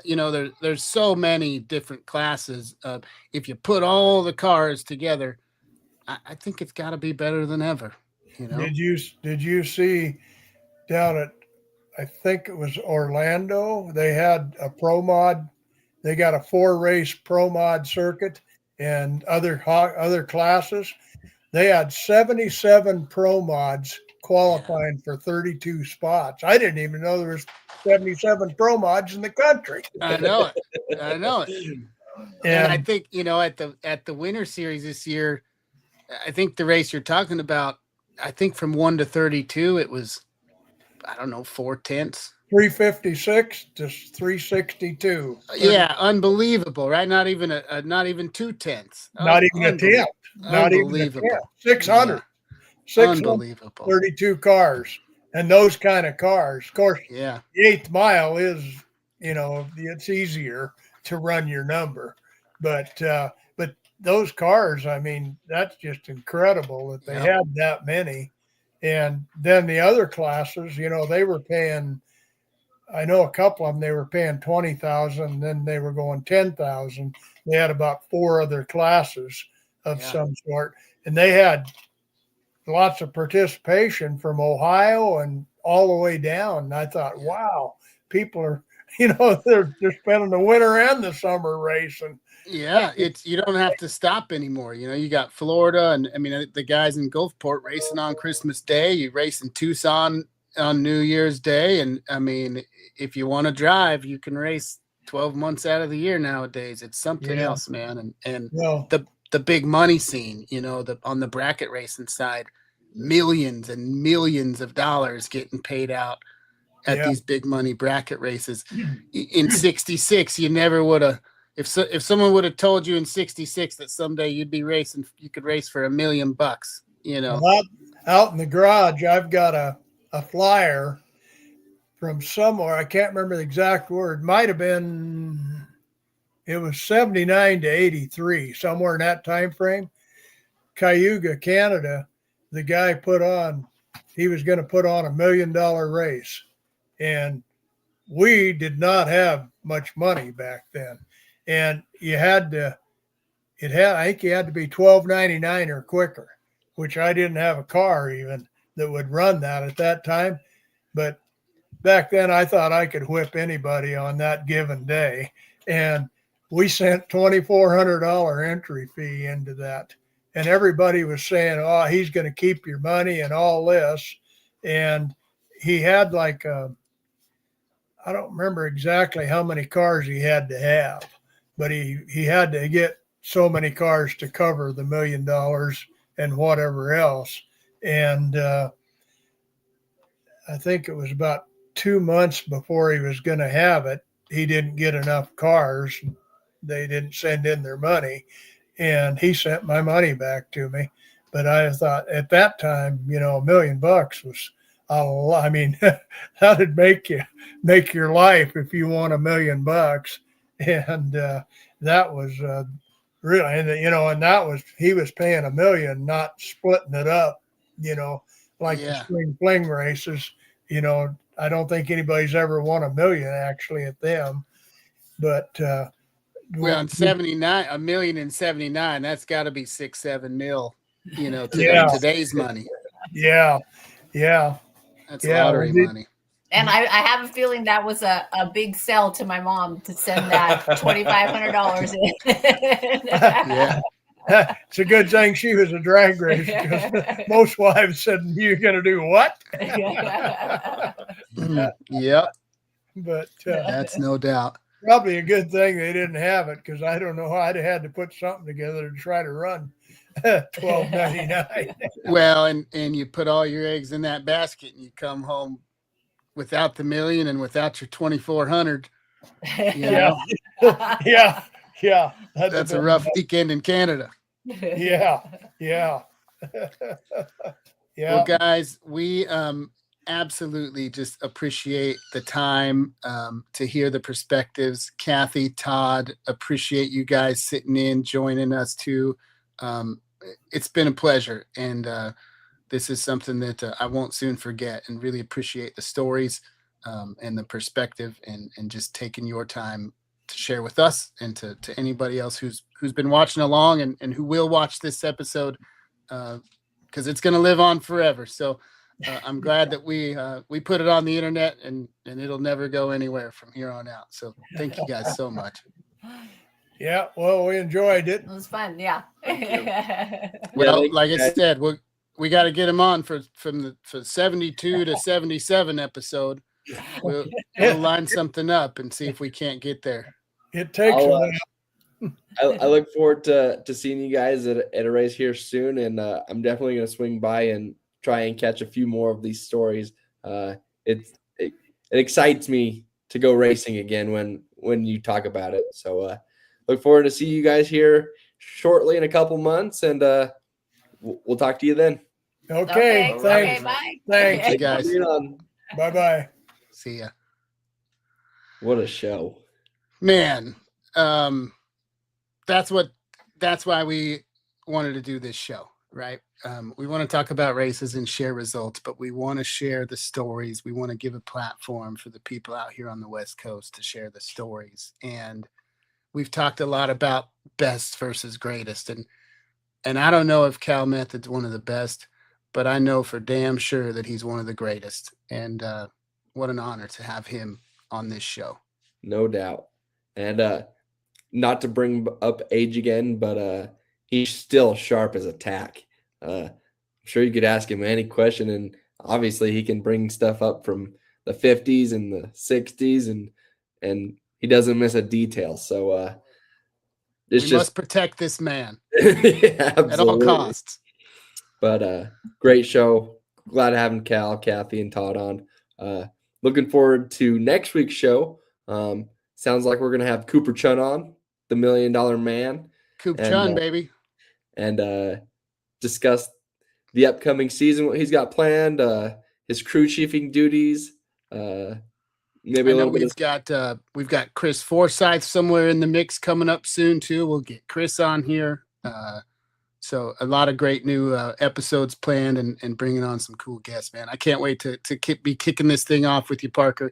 And what a great way to do it tonight, man. Oh yeah. Well, we'll see you all next week.